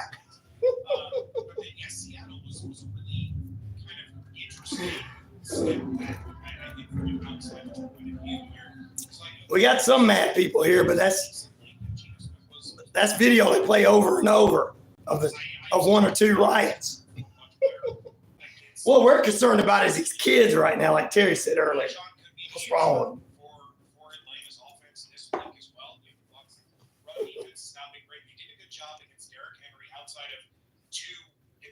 Runs, they held him to 43 yards on 13 carries, which is pretty solid. But Bijan, much like Derrick Henry, once he gets past that first level, he's an explosive waiting to happen. So it'll be interesting to see how Atlanta approaches this. Are they going to try to do the same things that they did on Thursday night? That's funny, Monica. Absolutely zoned in and able to really. Some kids don't have no respect. Some kids. Falcons have to adjust on the fly because of different things that the Bucs defense. We're going to talk more about that in a little bit. They wouldn't shoot anybody. There wouldn't be that many shootings going on here in America, Joe, if, I got taken out to the woodshed. Like we all did. That's when nobody ever shot anybody back in our day. Irish and half Indian, and watch out if I get angry. Woo! Nothing but trouble. Are you doing better today? Nothing but trouble. They do need Jesus, brother.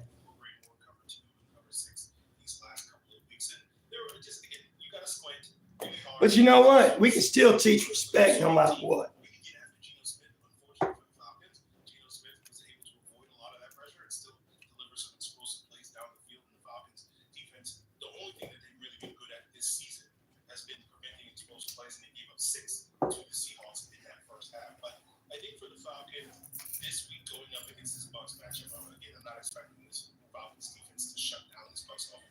Randall says everybody he meets is real nice. You see? Most people are. The media they gotta have something. It's like watching wrestling every week. I call it a wrestling show. That's why I don't fall in for it, because I've watched wrestling for years. So that's why I don't fall in for the news, because I know that what they're doing. Most adults a lot of them do. Monica.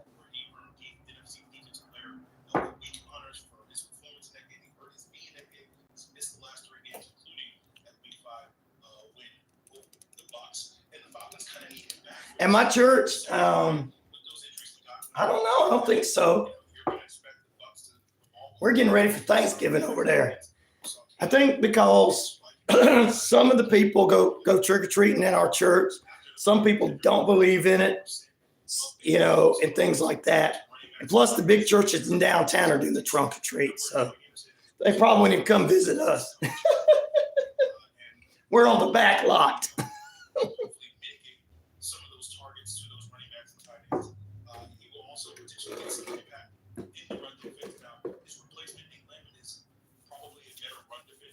Matt, we have a lot of variety of people come to our church.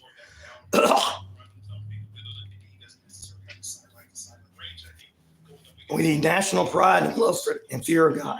We definitely need some pride for each other, too. That's what we need. We need to be. Learn to be respectful. All right, I think I took all my medicine. Jesus Christ. I got to be quiet. You guys keep talking. He's coming off of this injury. He was limited in practice on Wednesday. He was limited last week. The hope is that we will get progress in that regard by the end of the week. But I think having him in the line, We'll keep praying for you. kind of slowing down Praying for Browns' offense. our friend. I'm going to do it like this. I hope you don't. I just want to say before we're going to continue praying over nothing but trouble to make sure she's all right. In Jesus' name, make sure you take care of her in this time and get the right meds to get her back to full force, kicking butt like she always does. In Jesus' name, amen. All Saints Day, yes. Let's force the rookie Jalen McMillan to step up and beat us. Let's force Sterling Shepard to step up and beat us. Let's force Kate out to do it.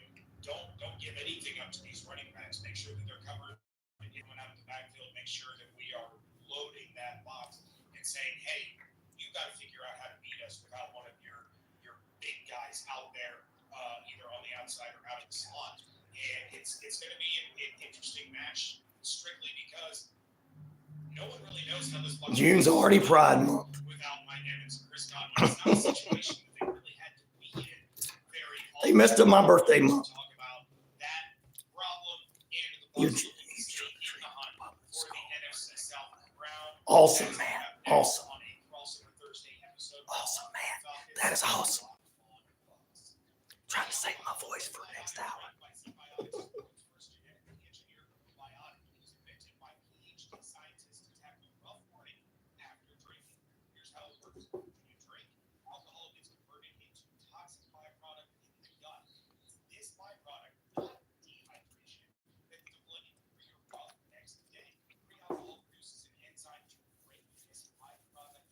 National pride.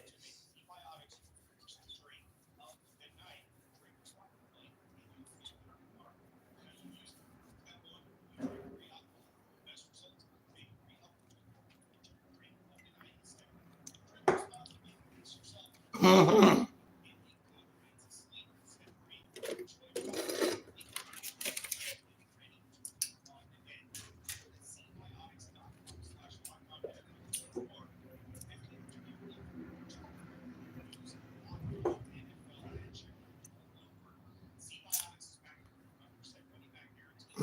Right, Wally.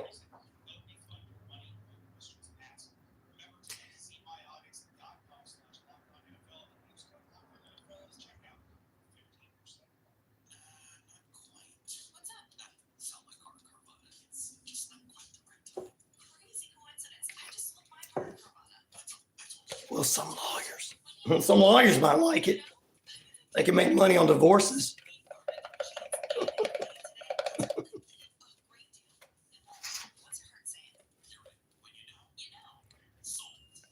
Guns month. The lizard people are here. Horse pills for everyone. I need some of them horse pills for my voice. Thank you, Glory.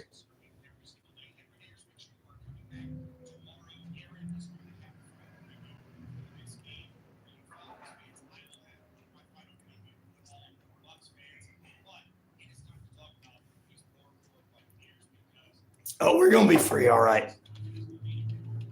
Gail, good morning to you. And the zoo crew. We got Courtney Lizo coming up. We're going to let her do most of the talking, of course. My voice is just now coming back for those that are coming on. I was laryngitis the last 2 days. Could not talk. It was better yesterday, but it still was worse. Today, I'm a lot better. Stand up. I can hear that song in my head. Oh, glory. All right, let me get some more water.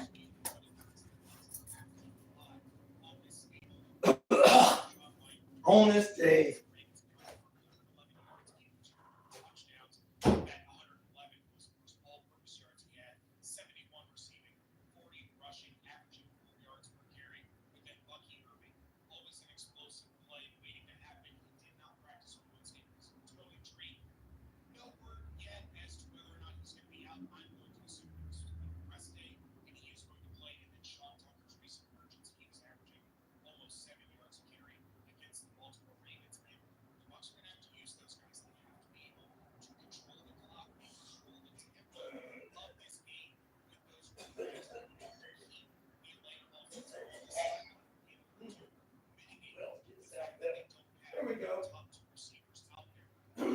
Rhino Radio Penitentiary.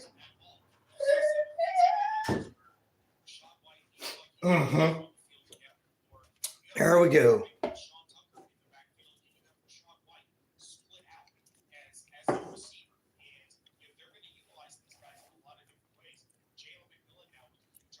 See you, Brew. We love you, brother. Have a good night. Just me trying to get my voice back up and having fun. You know my silliness. Yeah, you've been watching, listening, and watching long enough to know.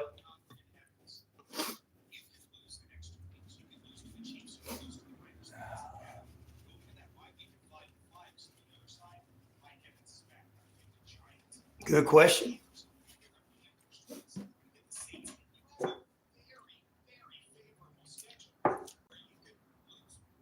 Black pepper. I'll have to try that. My voice is getting better since I started taking a lot of the home remedies you guys gave me for my voice. And that's why it's better today than it was yesterday. And Tuesday, I couldn't talk at all. I was just like this. I could barely talk like this.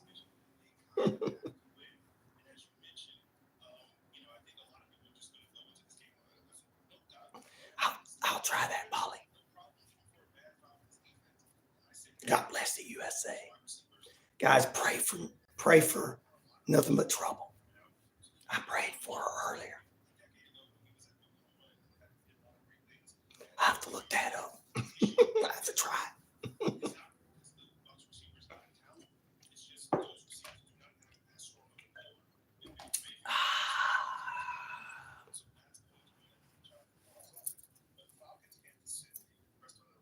We're just saying we're proud of America. Just saying we're proud of America, Gail.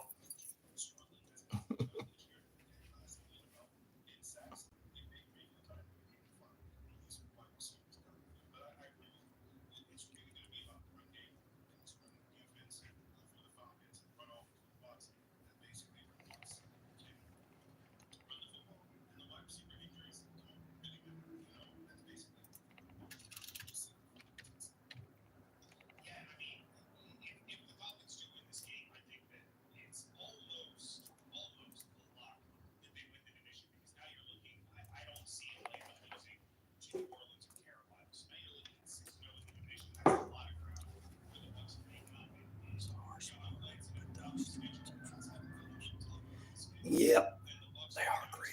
I can agree with you on that, old Lori. We are. Well, hopefully we're not horse pills and lizard people.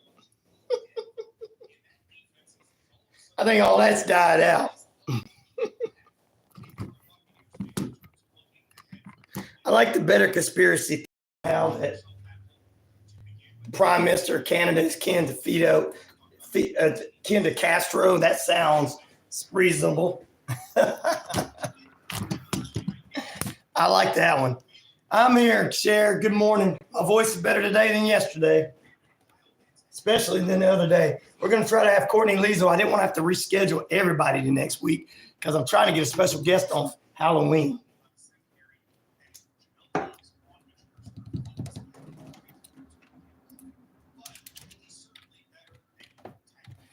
Just to let you guys know, got the Chambers County, Alabama Republican Party fought with me. The Democratic Party in Georgia's talking to me. I'm like, I'll take everybody's money. That's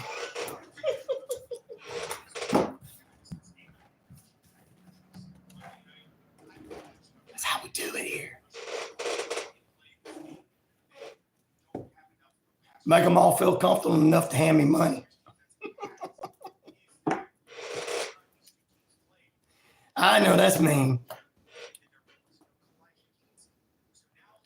I heard the same thing too, Randall, which is not a terrible thing. I mean, I'm not saying it. I'm saying I heard the same thing, which is not a terrible thing. I'm not saying that him being a nephew is not a terrible thing. Sorry. Trying to keep my voice ready for my guest.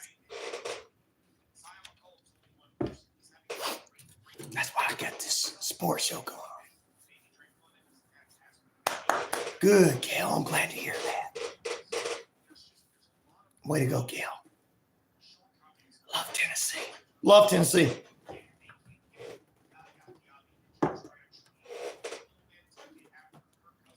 $39 degrees.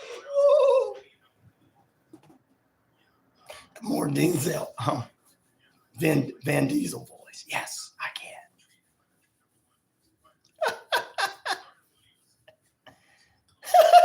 Patriot, that's a good one.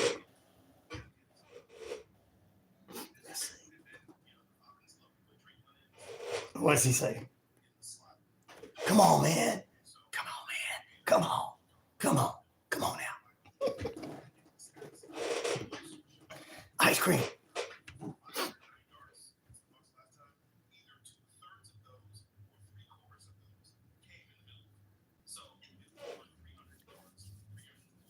Good morning, Pete.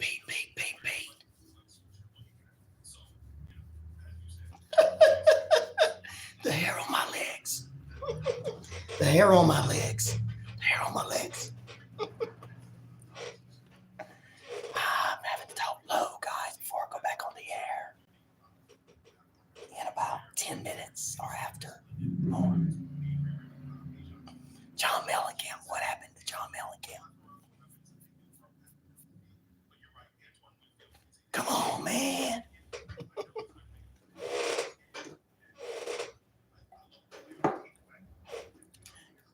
Dana Carvey does a great job as him.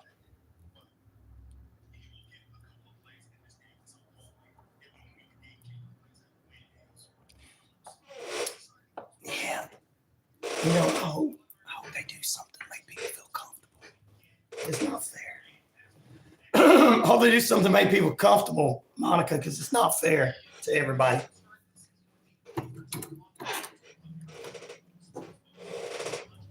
I want people to feel comfortable.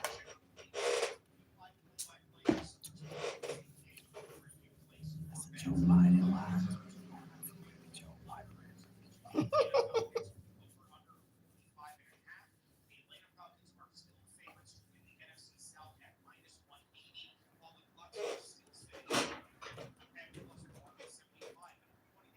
I'll look that up for you, Gil.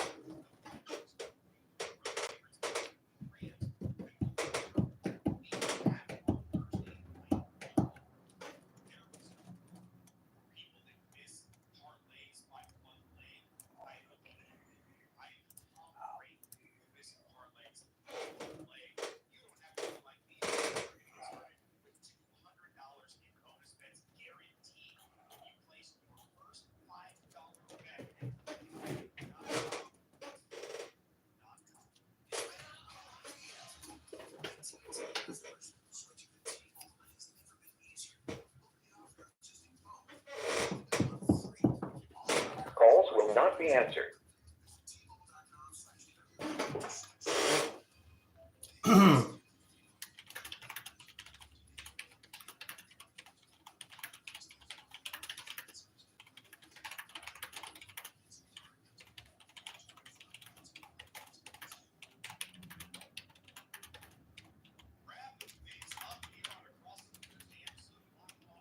Oh.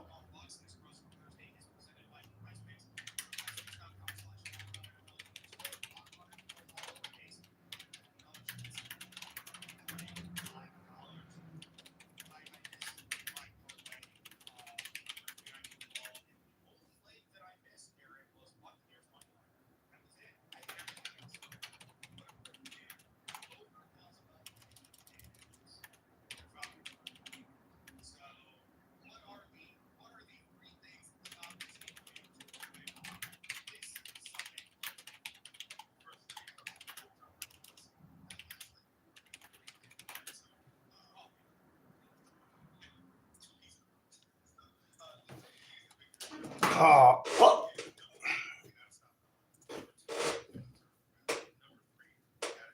Oh, let me get back to it.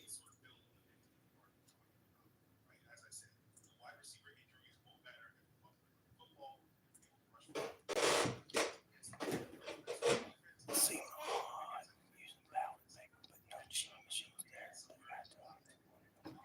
That's what they did. They don't want no problems, Gail. And if it's easier, do it. Makes people comfortable, do it. That's the way I feel. Some people don't want it. Some people want it. Some people feel like it's bad. Some people feel like it's good. I just want everybody to feel comfortable going into voting. That's just me. I'm probably the only person.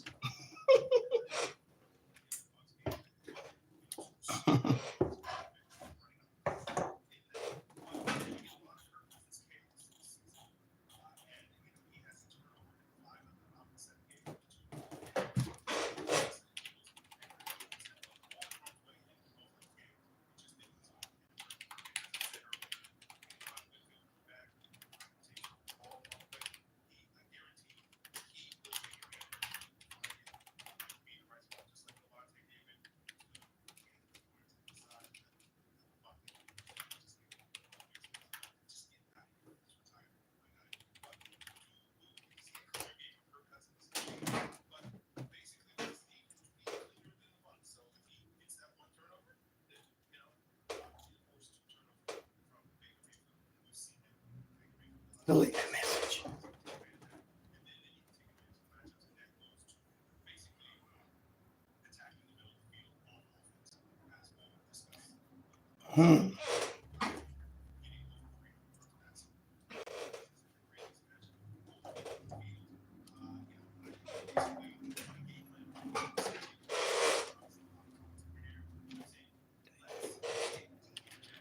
I'm gonna look that up. You know, if you're gonna trust any conservative news source, it's Ben Shapiro in the Daily Wire. I'm gonna try to find one for you liberals. I'm gonna find one for the liberals too. This is the one to trust. They don't make anything up.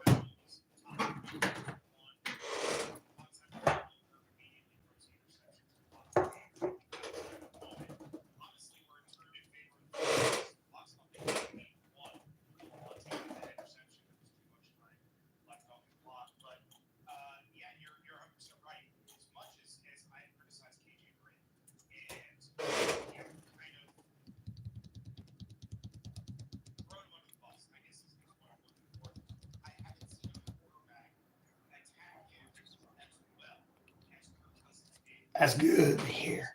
Good to hear. All right, I'm on the page to find that news story.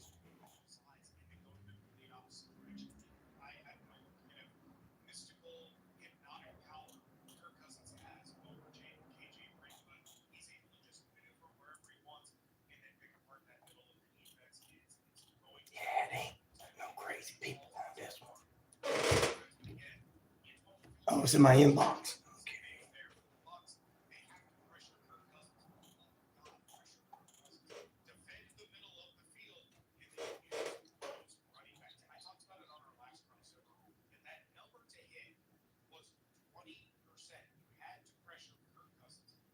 Thanks, Randall. Get that on. Thanks, Randall.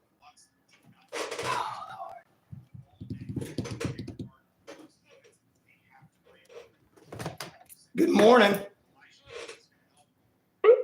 Good morning. Hi. Hey, Courtney. Courtney? Hi, this is Sarah. I'm calling because... No, Sarah, I don't need to talk to you.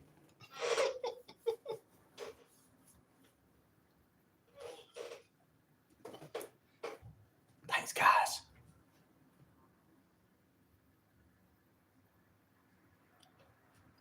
No news yet. I'll look into that for you, Gail.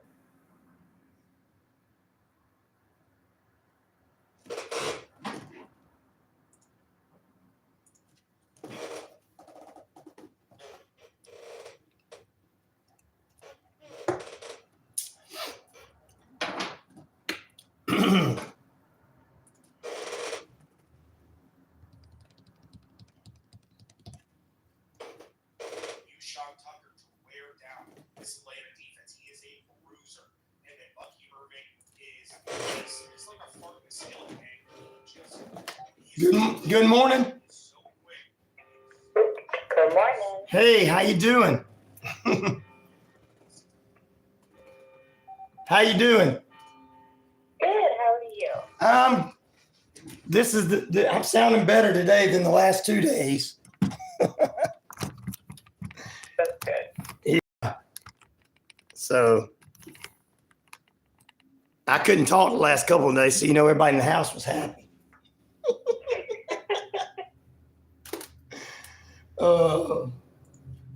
I didn't want to have to I've already rescheduled some people this week. I was like, I hope I can do it in the morning because I don't have to reschedule for next week. Even though it would be on Halloween, it would be good, but still, I didn't want to have to reschedule you. So. No, I understand.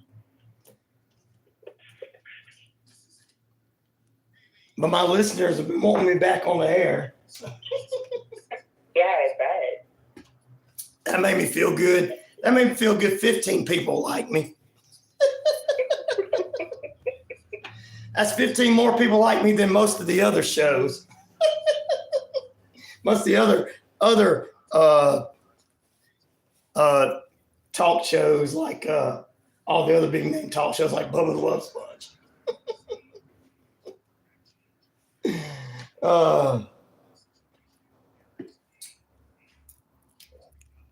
17. Okay, 17 more like me. Thank you, Bolly, for updating me. 17 other people like me better than Bubba the Love Sponge.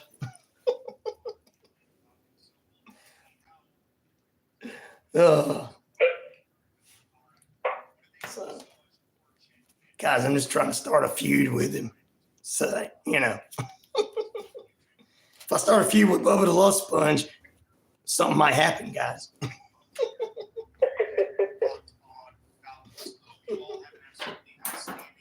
I still sound better than he does when I've lost my voice and he's still regular. Sorry, just trying to get this to go viral.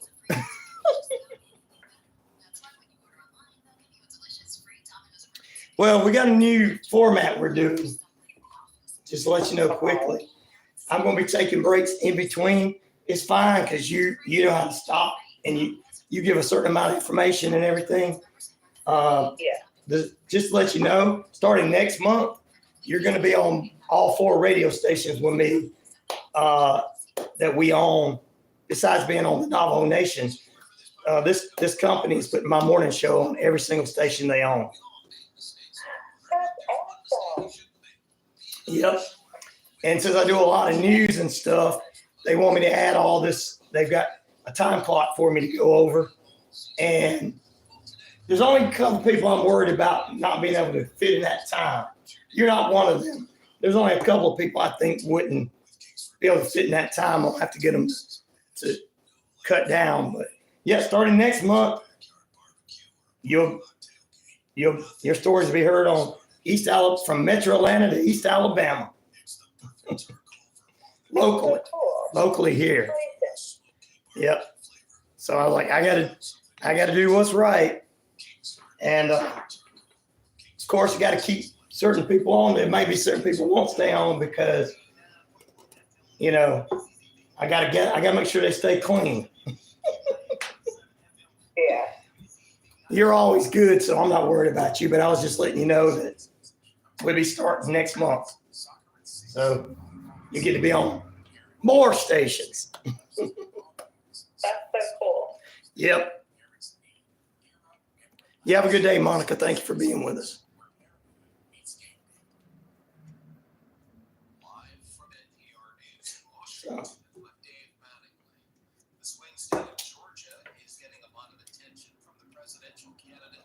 Yep. If you hadn't put that middle name in there, I'd have thought you were talking about the Charles Manson girl.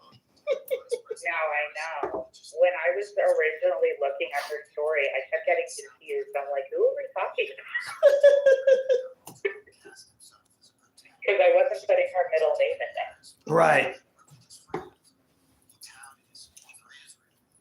Okay, there's 19 now, guys. People viewing. 18 people, 19 people like me. More than Bubba the Love Sponge.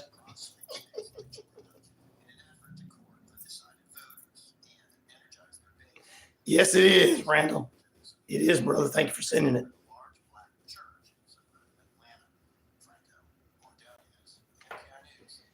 Oh, we're gonna let all this news get through. Vice President Harris tonight in Georgia. Sam Glass with member station WVEQ says singer Bruce Springsteen is also scheduled to attend the event in Atlanta. The rally comes in the second week of early voting when both campaigns are urging their supporters to get their votes in as soon as possible. Obama has been campaigning in battleground states this month. This will be his first joint rally with Harris, and the first in a series of major get-out-the-vote rallies featuring musical performances like Springsteen. Former President Donald Trump campaigned this week in Metro Atlanta with country singer Jason Aldean. Harris is looking to hold together the so-called Obama coalition of young voters, voters of color, and then suburban voters. Who's cute and makes you smile? Georgia twice during the 2022 midterms. For NPR I see 20 likes. Thank you. Yep. Secretary of State Antony Blinken You guys miss me. I guess take it. I guess I need to take a couple of days off to make you guys really miss me. I guess we'll just do this show once or twice a week on the internet. On the YouTube only. Maybe come on later. Make you guys really miss me. forces continue fighting Iranian Hezbollah militants. French special envoy to Lebanon says he worries about a civil war. Union machinists at Boeing have rejected Now take a look at your Thursday weather forecast in East Alabama, West Georgia, brought to you by Active Pest Control, 34 Judge Street in Yeah, that's that. lightning variable winds. Plus clear tonight, plenty of 50 lightning variable winds. Heading into your Friday, mainly sunny sky. I'm picking the Vikings this week. So there you go for tonight's game. Then we do the picks to hit tomorrow. Usually on Tuesday, but I was not here. I was, but I wasn't.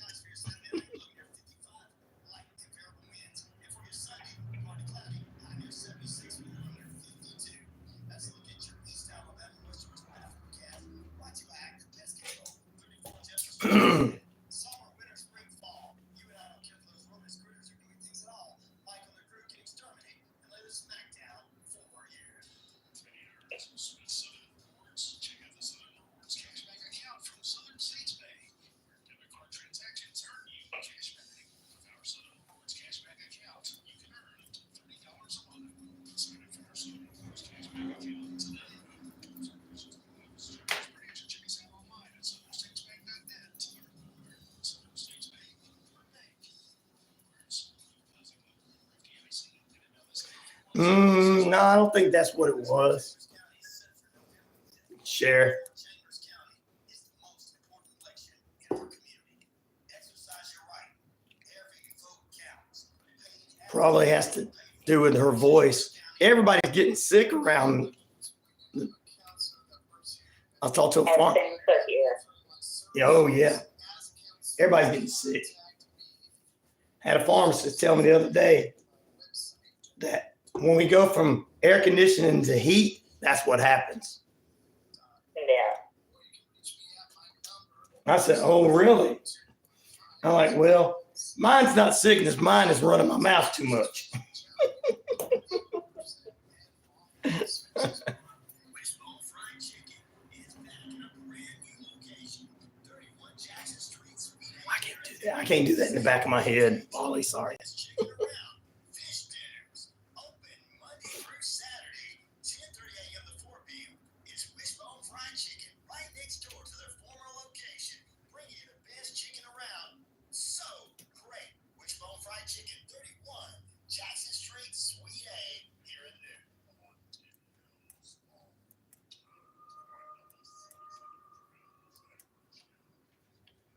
Let's see. Okay.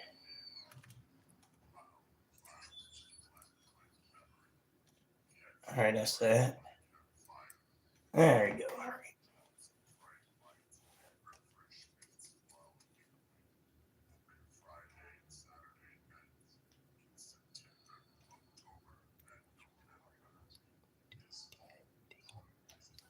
range from $30 to $35. Visit Haunted Hills Mall.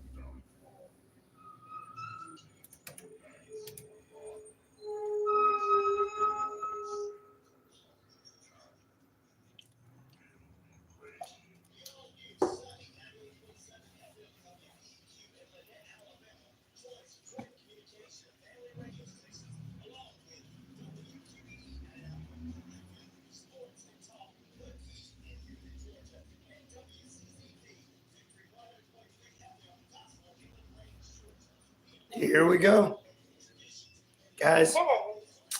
All right. Foreigner. Thanks for listening to Braves Country right here on the Key. You can catch Braves Country on Braves Country HD. Find us on YouTube today. YouTube.com/@Braves Country.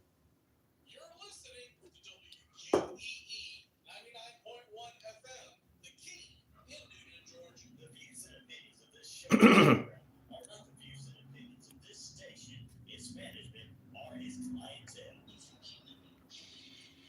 Yes, you think you know me. It's Rhino Radio Penitentiary. Little horse, guys.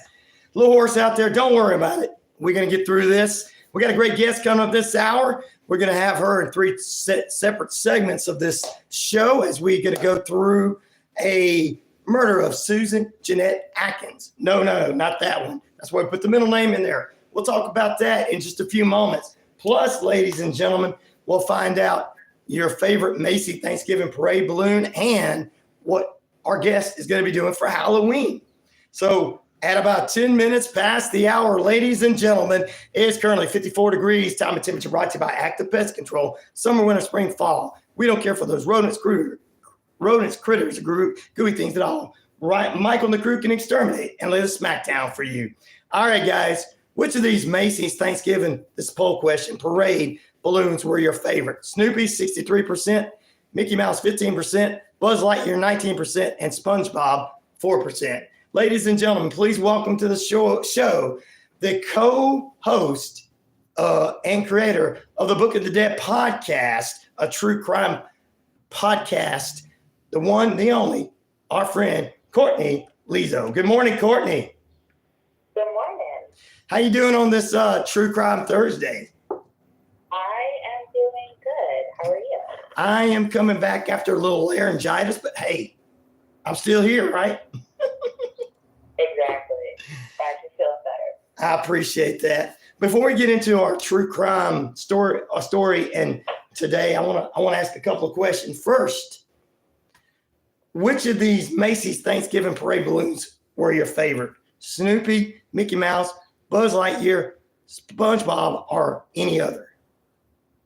I think it's a tie between Snoopy and Buzz Lightyear. Ah, there you go. I like them too. Sounds good.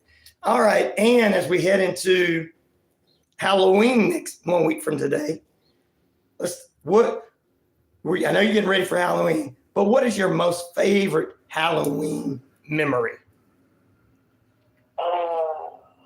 Putting you on the spot. It is. There is a street in a town kind of close by me. The whole street goes like all out. They close it off. Everyone decorates really crazy. There's like a Wizard of Oz house and like zombie houses and stuff like that. So I used to go there with my grandpa. Cool. And go trick or treating there. And I think that's like my favorite. And now my husband and I take my nephew there. Oh, that's awesome. Awesome.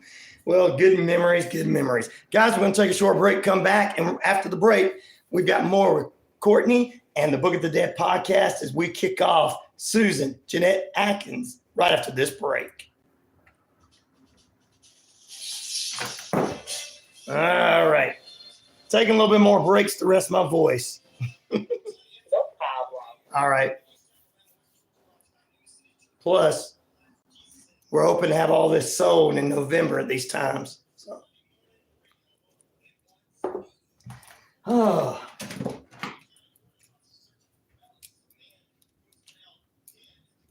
Let's see what we got.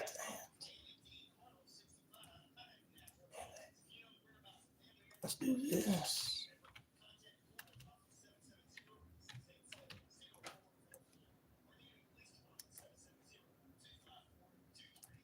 Bring that back.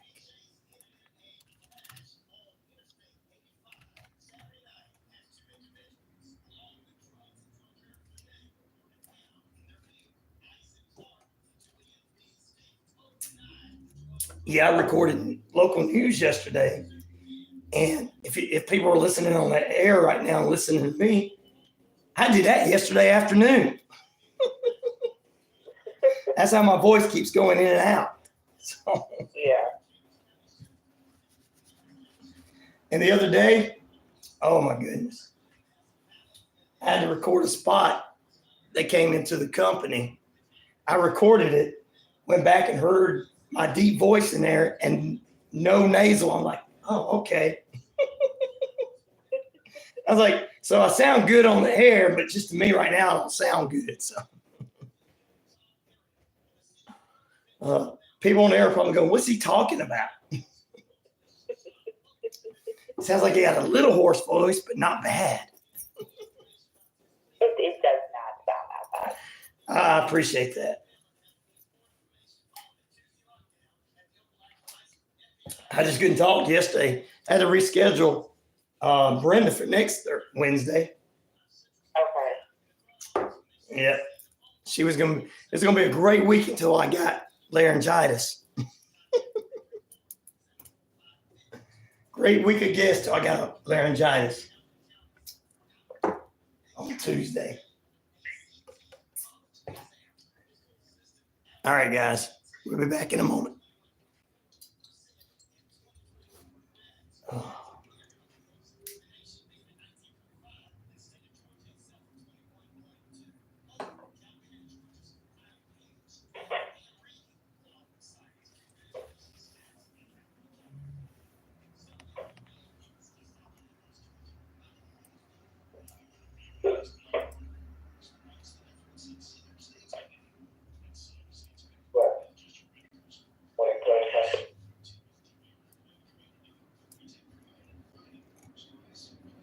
Okay, guys.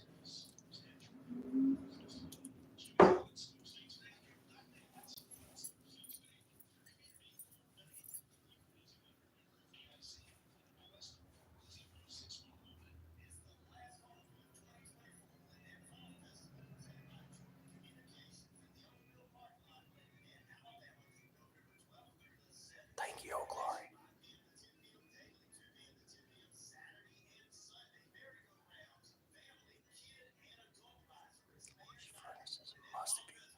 Sounds good, oh glory.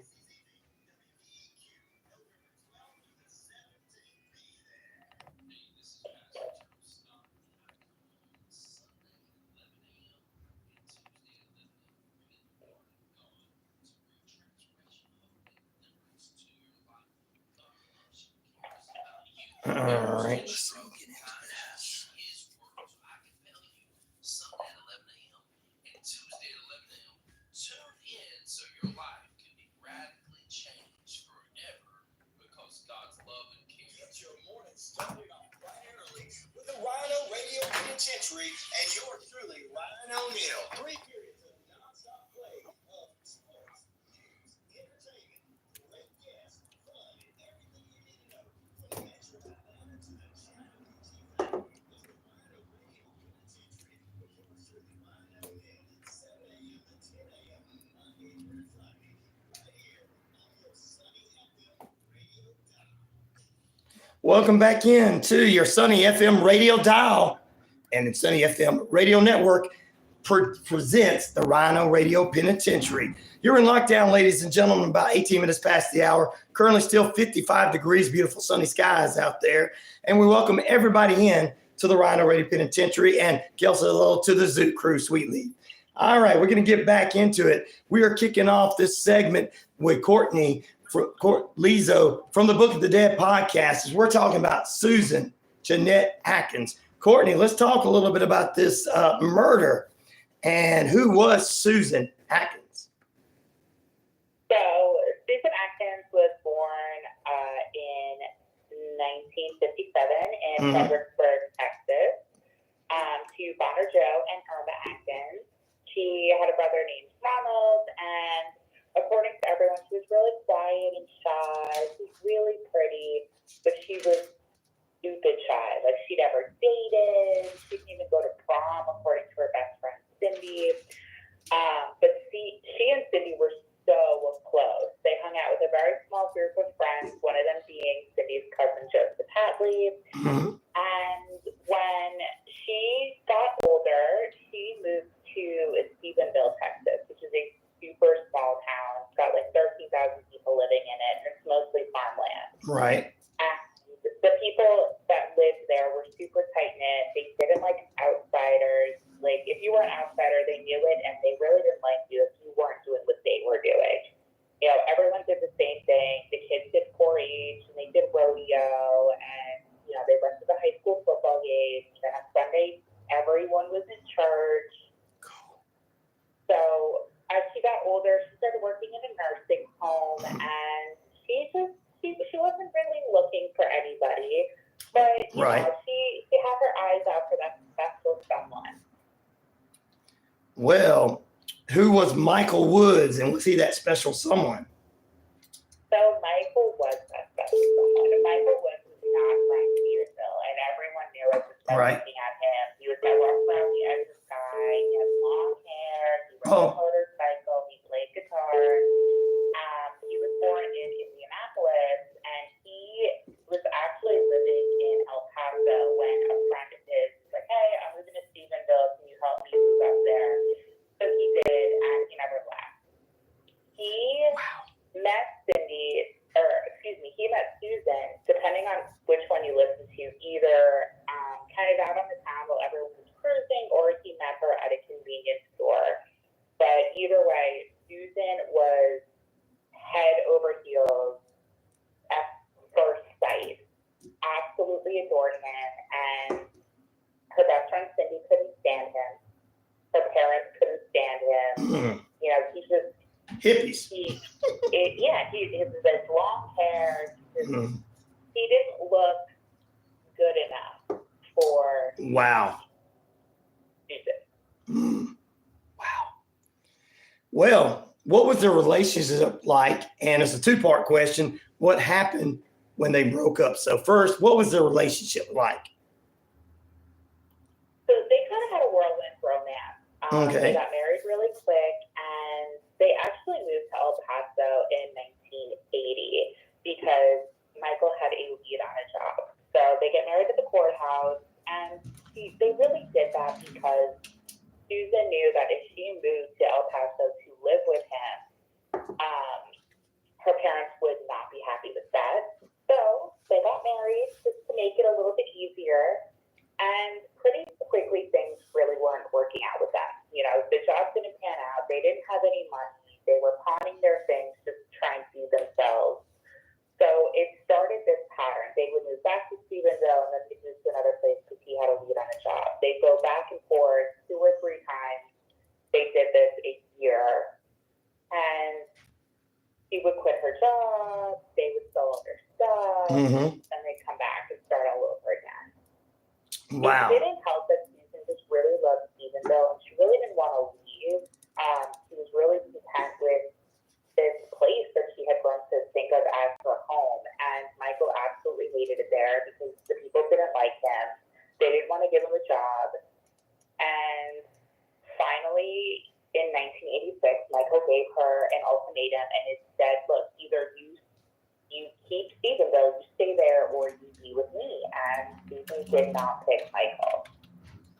So they tried and salvaged the relationship a few months later, but by February 1987, they knew it wasn't going to work, and Michael took the car and left.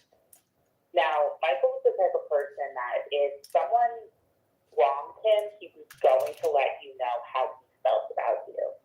And he left her, like, he recorded a cassette, just saying all these terrible things about why their relationship falling apart was her fault. She was a terrible person. Her parents were terrible.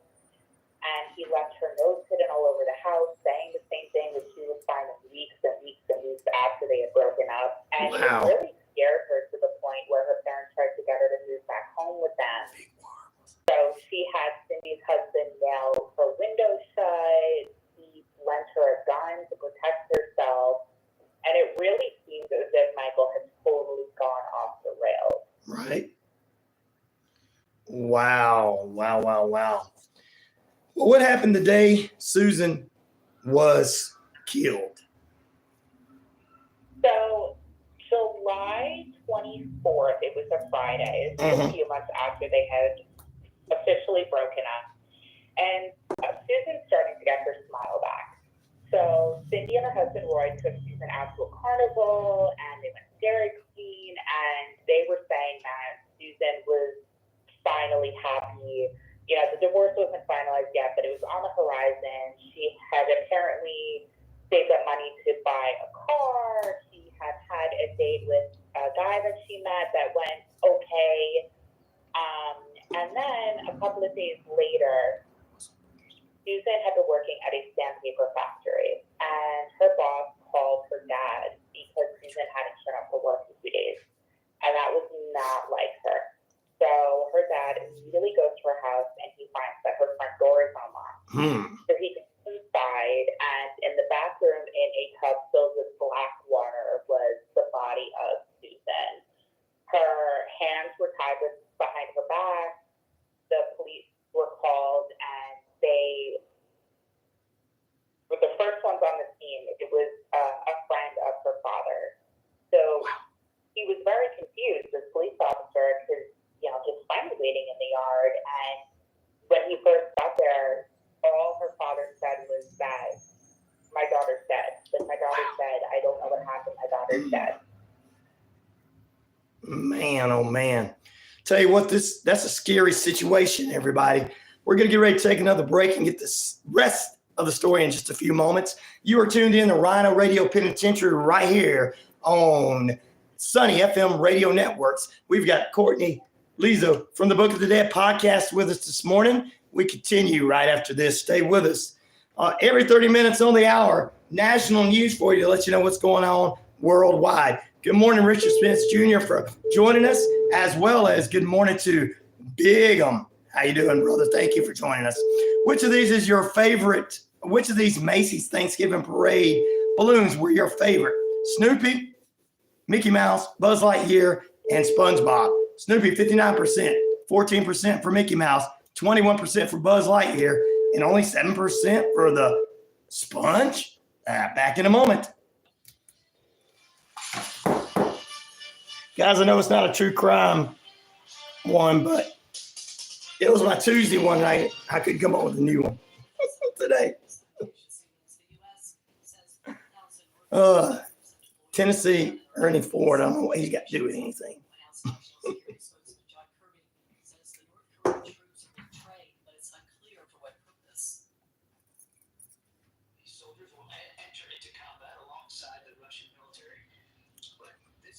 Yes, October is Domestic Violence Awareness Month, Gail. These soldiers could travel to Western Russia and then engage in combat against the Ukrainian military.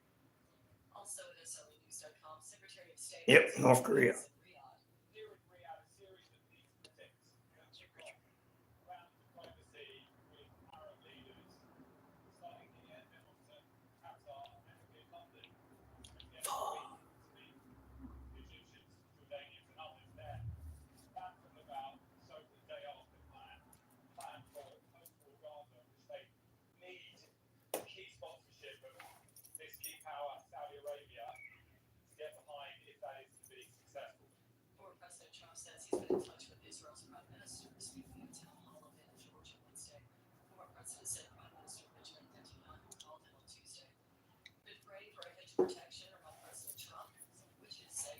National news. Wow, thanks for all the likes this morning, guys. If you want to help me out, $ Ryan Shelander, RYAN SHELANDER.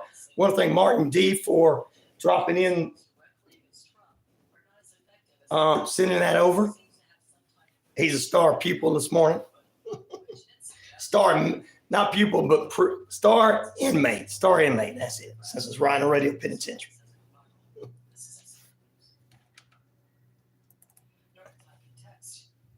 details at srnnews.com. Are you looking for a dog trainer with positive reinforcement to help Yes. bond with your furry friends, or to have customized training in your own home, or wonderful group classes? Check out Hits and Pals on their Facebook page. Rosemary has extensive certification in dog psychology, is an AKC certified evaluator, and Victoria Stillwell certified training team. Check out Hits and Pals Facebook for more information. Rosemary wants to remind you to adopt, don't shop. Save a life at Community Cat Shelter today. Looking for the right bank to be your partner? Experience the difference at Southern States Bank.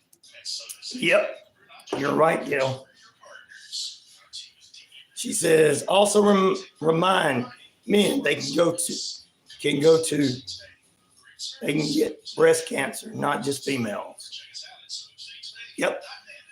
Southern States Bank, your community, your bank.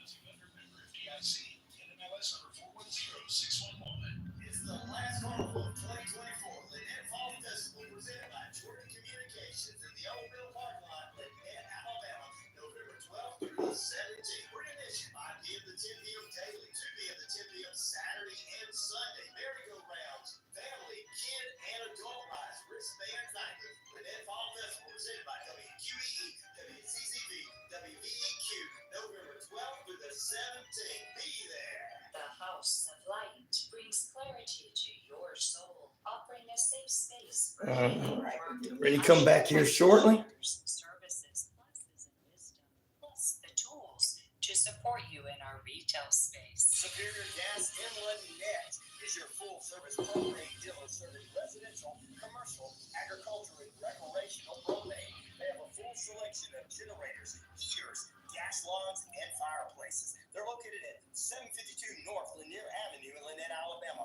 Open 9 to 5 daily, and their phone number is 331. Oh, wow. They sent, wow. After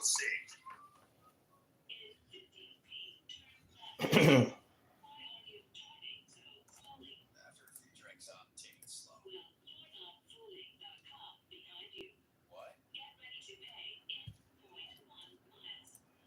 Getting pulled over for bus driving could come to a $10,000 in fines, legal fees, and increased insurance rates. Nothing kills a buzz like getting pulled over for bus driving, because bus driving is drug driving. Bus driving national Welcome back into Rhino Radio Penitentiary, 32 minutes past the hour. We're currently only at 54 degrees under beautiful sunny skies out there, ladies and gentlemen. This breaking news coming in, we're going to check on it. Breaking news, North Korea has sent 3,000 troops to Russia. We'll check that out, talk about it probably tomorrow morning. Right now, we're in the middle of our True Crime Thursday edition of the Rhino Radio Penitentiary on the Sunny FM radio networks with our true crime expert of the week from the Book of the Dead podcast, Miss Courtney Lizo. We're going to be right back with Courtney right now. Courtney, this is the second half. We're going to get the rest of the story. We were talking about Susan Janette Atkins, her boyfriend Michael Woods, not the same Atkins that has an association with the Charles Manson group. And as we were talking before, we were talking about what happened with her when she was killed. Now, how did the investigation go in this case? So the investigation was kind of interesting. So when they first checked her house, they were kind of confused because the front door looked like it had been tampered with. There was some damage to it. You know, there was definitely a sign of a struggle. They found an extension cord that may have been used to strangle her in her bedroom. Her bedroom was a mess. But her living room looked as if she had been sitting down hanging out with someone. There was soda out on the table, which Susan rarely drank. There were cigarettes in an ashtray. Susan didn't smoke. So it looked like she had been hanging out with someone prior to her death. And she had been dead approximately 2 to 3 days. So investigators did find fingerprints and a palm print in the bathroom, but they didn't really have any DNA technology advancement at that time. There really wasn't anything they could do with it except compare it to prints that they already had or ones they got from a specific suspect. So they began to area that night, and they come up with a witness who remembers seeing a really big guy in a pickup truck outside Susan's house before he died. And this guy was her best friend Cindy's boyfriend, Roy. So they talked to Roy, who has an alibi. He claims that he's driving the night that Susan was believed to have been killed.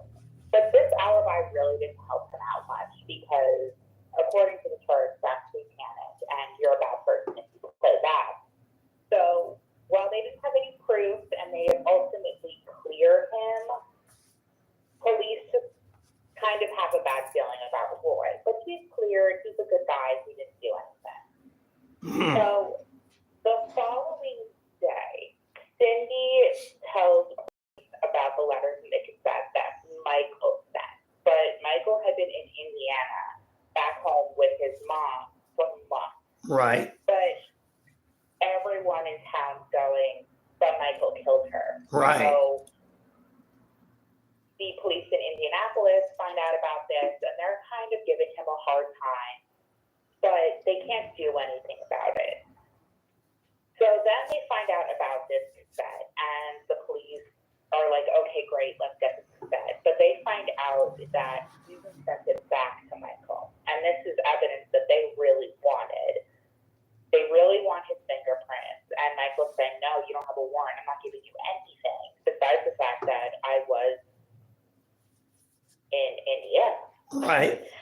Now, at some point, police also learned that in addition to taking Susan's car when they broke up, which is the yellow Mustang, he also apparently had taken things that belonged to her, like a fur coat and some like tchotchke things.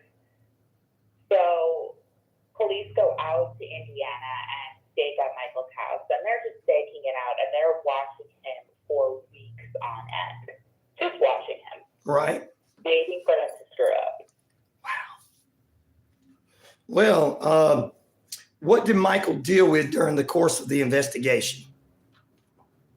So Michael dealt with so much. Besides the fact that everyone in Stephenville saying he killed his ex-wife, police in Indianapolis have kind of joined this bandwagon going, you're guilty of something. So he was pulled over and thrown in jail for like everything you can imagine. He was, thrown in the drunk tank for being drunk even though he wasn't. He was arrested for getting into an argument with someone even though it was just kind of like a no big deal thing. He was in and out of jail for months, it seemed like, for really silly charges. So while this police officer is staking him out, he's having a garage sale. So the police officer has a warrant drawn up for the tchotchke figurines, and the police raid his house. They find them, and they arrest Michael and his brother for marijuana so they can get his fingerprints. The problem with them getting his fingerprints, finally, is that they don't match anything they have. Now, was that how he was cleared as a suspect, or was there other information also cleared? So the fingerprints not being a match is really what ultimately kind of had him cleared in the eyes of the law, but no one cared. Wow. It was like, it doesn't matter that the fingerprints don't match. Maybe he was just really good and didn't leave his fingerprints. Maybe his fingerprints just belonged to someone who visited her at some point. Michael absolutely did this. And by 2005, Michael's super depressed. He had been sued by Susan's parents for her part of the life insurance policy because they said he was responsible for her death, and they won. And the George ordered him to pay to dismiss $700,000, but they said if he stayed out of Texas, he wouldn't have to pay it. So for 18 years, people are just accusing this man of murder, and he's just miserable because he can't prove otherwise. Wow. Well, how did the police end up finding a new suspect, and who was this guy?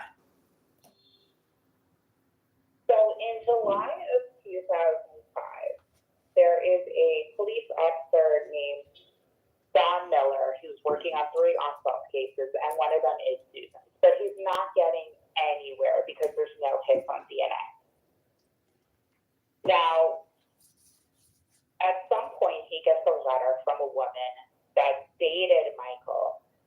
look, this whole situation for the last, almost 2 decades has really been torturing Michael. He didn't do it. You need to talk to him. So Don finally gets a hold of Michael, and he goes to Indiana, he visits him, and he convinces Michael to give him his DNA compared to the cigarette butts they found. And Michael does it. He's not a match. This definitively says he had nothing to do with Susan's murder.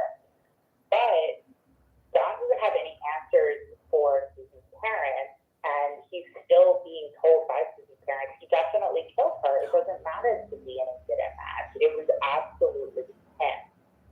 So finally, in 2006, the Texas Department of Public Safety gets access to the FBI fingerprint database. So he submits the prints he has, not really expecting anything. And he gets a hit on Joseph Scott Hadley. Well, let's talk a little bit about this suspect. What does Joseph say happened to Susan? So Joseph wasn't originally on the suspect list. And the only reason his prints were in the system was for a robbery from 1988. So they call him and they call the county prosecutor and they ask who Joseph is. And Don is flabbergasted because Joseph is a really bad guy. He's Cindy's cousin and he is a bull guy. And he had attacked a 16-year-old girl, like brutally attacked her in the park. And according to this girl that they spoke to, Joseph said, told this girl that he was attacking, that he killed a woman named Susan. Wow. So he admitted this to someone else, and that's how it got back to the police. Yes. Wow. Well, what happened after Joseph's arrest? So, first of all, he wasn't arrested for attempting to kill this girl. Okay. Which is a whole other wild thing. Wow. So, wild. So they arrest him and he takes a plea deal. Because, of course, he takes a plea deal. And he does not really admit to anything, even though he's taken this plea deal. He says, he didn't do anything to Susan. He may have slept with her. That's why his fingerprints were in the house. And at the same time, he's being charged with domestic abuse by his wife. And they just go around and around and around. So once they get the DNA, saying that he killed her, they arrest him and he goes to jail. Mind you, Susan's parents, still do not believe that Joseph Hadley had anything to do with this. They're convinced it's Michael. Wow. Everyone. Wow. Everyone is convinced. Everyone in the town is like, no, you have the wrong guy. But I have DNA evidence. I have borderline confession that he did this. So he pleads guilty to murder, sentenced to 30 years, and in 2017 he's diagnosed with cancer.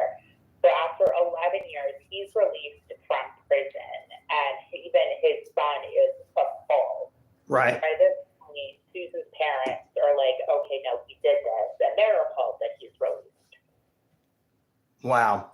Guys, you're listening to Rhino Radio Penitentiary this morning on the Sunny FM radio networks. We've got Courtney Lizo from the Book of the Dead podcast with us talking about an unsolved homicide, or a homicide, I should say, and we'll get more details into that. Now let's get into the conclusion of the story, the rest of the story. What is your thoughts and conclusions when it comes to this situation with Susan? It's really sad because, Joseph Hadley ultimately died. His cancer came back. He ultimately died, and his daughter goes to the trailer that he was living in when he died, and she finds a manuscript that he had written, basically saying that he did kill Susan. He killed her because they had hung out with Cindy and Roy, and he insisted that Susan was flirting with him. He went to her house. They hung out. He tried to sleep with her. She said no, and that's what killed her. And he was just this really violent guy. His daughter said that, he did terrible things to her mom. And 30 years looking at the wrong guy, looking at Michael, who at the end of the day, he swore they were going to get back together. He said Susan was essentially like the great love of his life. And even though they had broken up, he thought that like a couple years down the line, they would come back and like be together again. And even though he was this rough around the edges guy, like he was so in love with her, he never would have hurt her. And it just destroyed his life, his reputation, because even after the fact, people were like, well, you were that guy that was accused of murder. So it's just like this really sad situation for Michael and for Susan's family, because they couldn't let go of their hatred and this dislike for Michael because he was an outsider. And it really hindered the investigation. Well, wow. So in your opinion, where do you think the evidence leads? Who do you think was the possible perpetrator if they have not found one yet? So it was definitely Joseph. The DNA match, he had that confession that he wrote in this manuscript that they found after the fact. I don't think Michael ever had anything to do with it, because he was in Indianapolis. It was proven he was in Indianapolis for months before he was even murdered. He hadn't been seen in the town. It was like this witch hunt because the people in Stephenville didn't like him. So Joseph Scott-Hadley had a long history of assault, sexual assault, all kinds of stuff, like proven to be a terrible person. And he killed Susan because he didn't want a relationship with him, or didn't want to sleep with him, really. It didn't matter if he didn't want a relationship. He just didn't want to sleep with him. Well, that's the woman's prerogative. I don't understand, but it makes a lot of sense to me that he would be the one that would do it, and everything points to him. Well, it's been another great episode of True Crime Thursday with the Book of the Dead podcast. Courtney, tell us how we can follow you, what's coming up on your next episode, all that good stuff that you guys are going to be doing. You can find us everywhere. We are literally everywhere, every streaming platform. We're on all social media at Book of the Dead Pod. We have our own website, botvpod.com. So you can say hi to us there. And then next, we have an episode coming out next Wednesday, and we are covering, it's an interesting case, one that is the murder of a nun.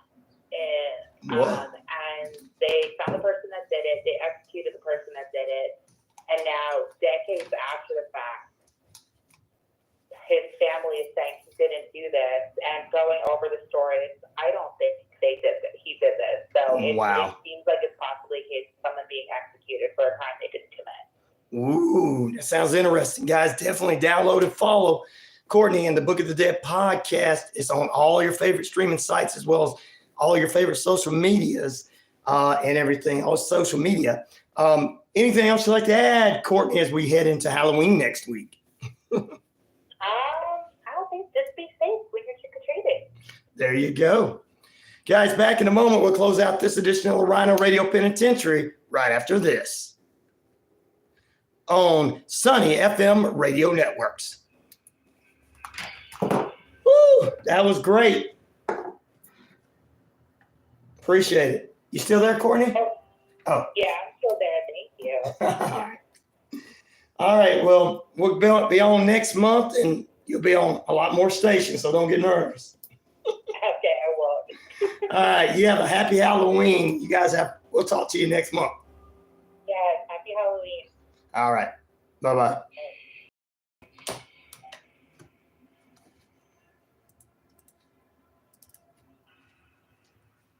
Great interview. Yes, it was.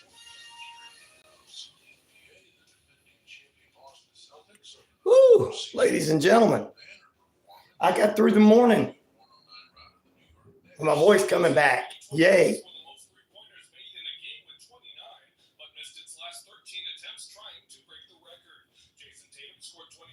Game-high 37 points in the first half as the Celtics led by as many as 35. Jalen Brunson and Miles McBride scored. Yeah, you missed Courtney. She fit right into my new segments. So, great guest. We'll be able to definitely work with her. Yeah, Halloween is next week. won't talk to her next week. That's why we wish her a happy Halloween. LeBron James and his 20-year-old son played almost 2.5 minutes together. This is SRN Sports.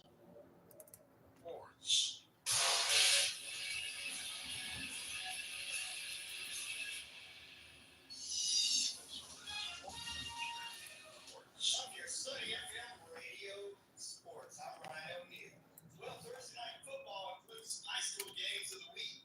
Cedar Grove against Riverdale, Spalding County and Troup County, Spencer and Columbus, McNair and Towers, Bainbridge on the road against Monroe. Last night, yet South Atlanta defeated Selma 38. Yep, you can replay it on YouTube. On Amazon Prime. The Vikings and the Rams. I don't know if you want to hear my whole voice. So Syracuse takes on Vicksburg. That's a look at what's going on with you Thursday night. Hi, I'm Dr. Bruce Whitney, and I'm a counselor that works here in the Metro area. I'm offering my services as a counselor.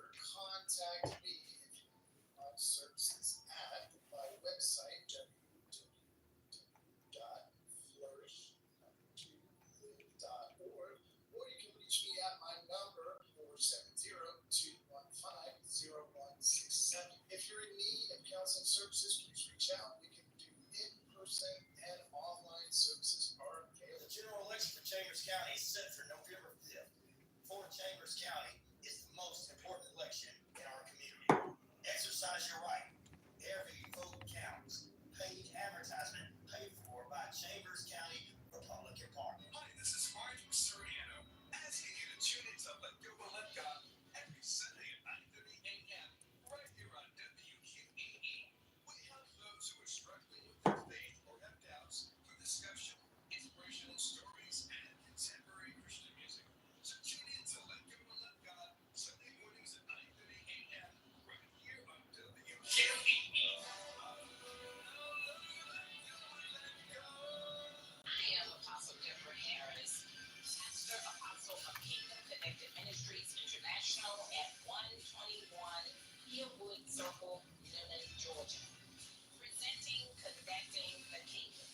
Connecting kingdom citizens, kingdom businesses, and advancing the kingdom of God in this hour. Join us each Tuesday at 10 o'clock a.m. with guests who are sharing their faith, business, and ministry. Hello, this is co-pastor Patricia McFarland from Applying the Word Ministry.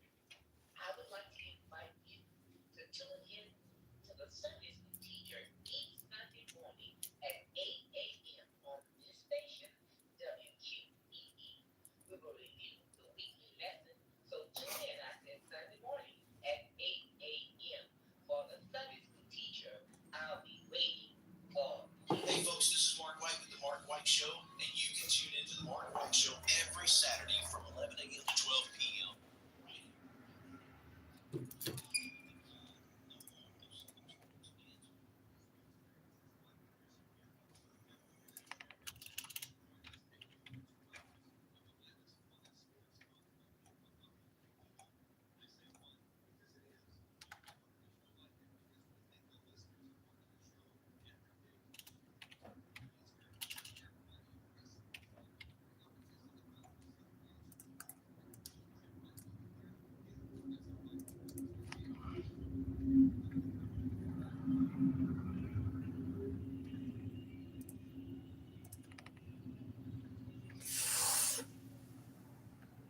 thank you. I appreciate that. I will tell her.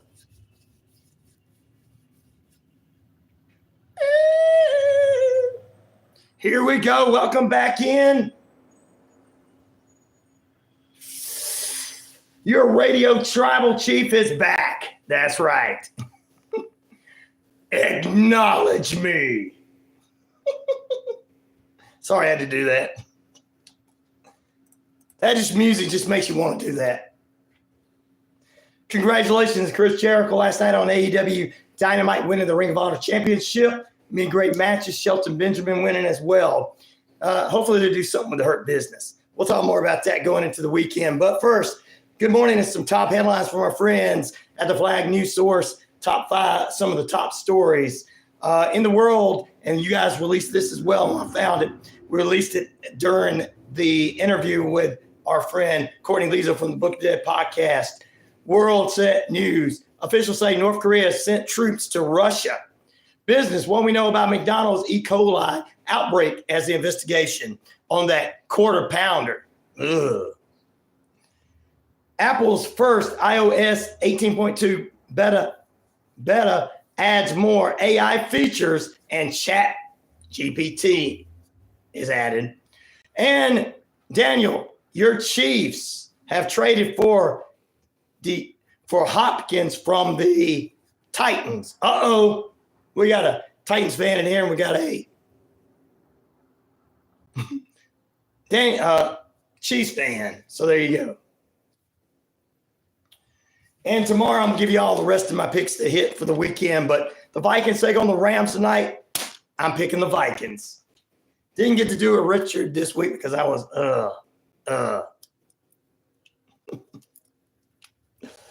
voice started going out on me. All right. So there you go. Also, which source did you get this from, Rotide Randall? So I don't know. I want to give the sources credit. He said their lowdowns. He sent a news story. The lowdown so far on the election process is.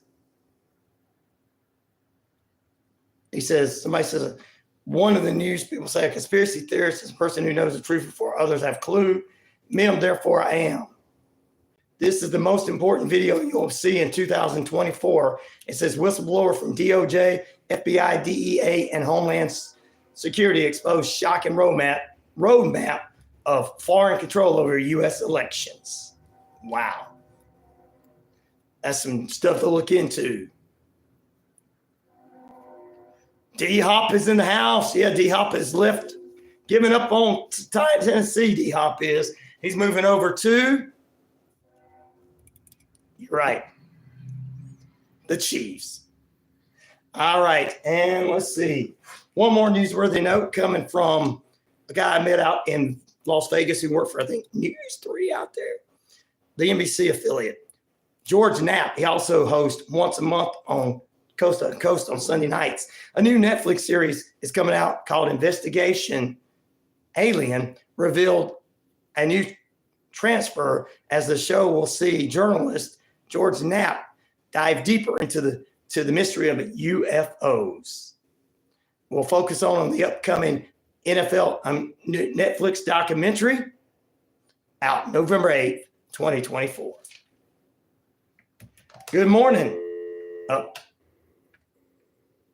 Remember, if you're calling in, don't get me in trouble on the air. I'm on all kind of radio stations.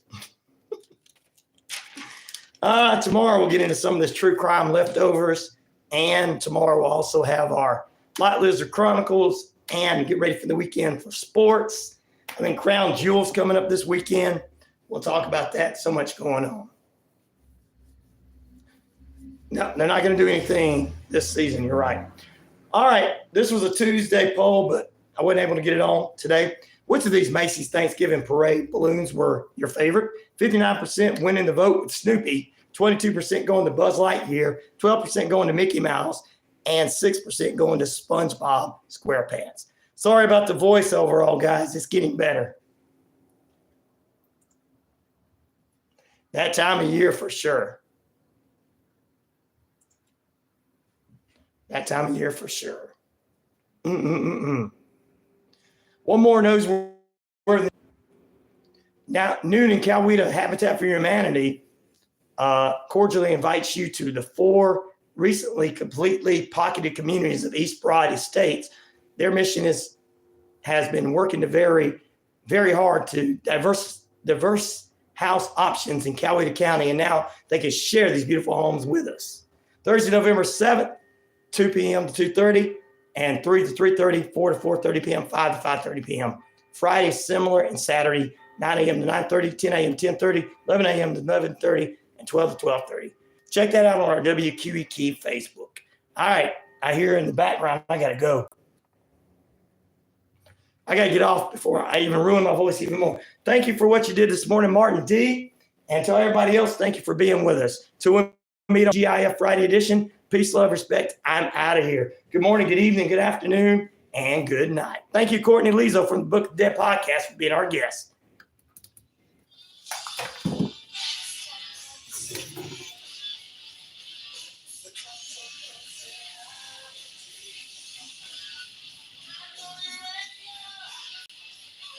You guys have a great day.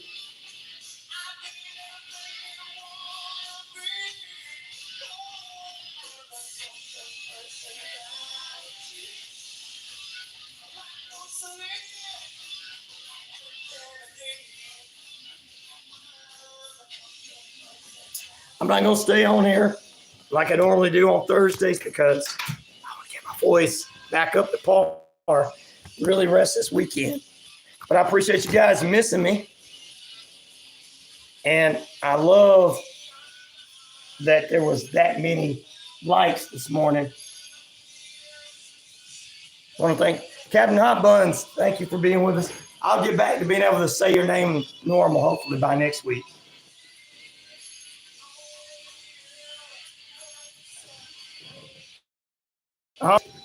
Until we meet again, this is Ryan O'Neill telling you have a great day. And we'll be back tomorrow. Peace, love, respect. Play that video. I will, brother.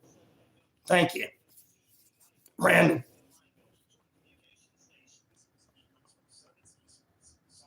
Like, share, and subscribe. And to all the people coming on afterwards and rewatching this, thank you guys very much.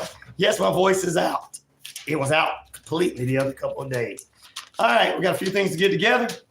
And we're going to tell you guys, I'll be back with you tomorrow. Good. That works out. Election day in November, NPR's Franco Ordonez says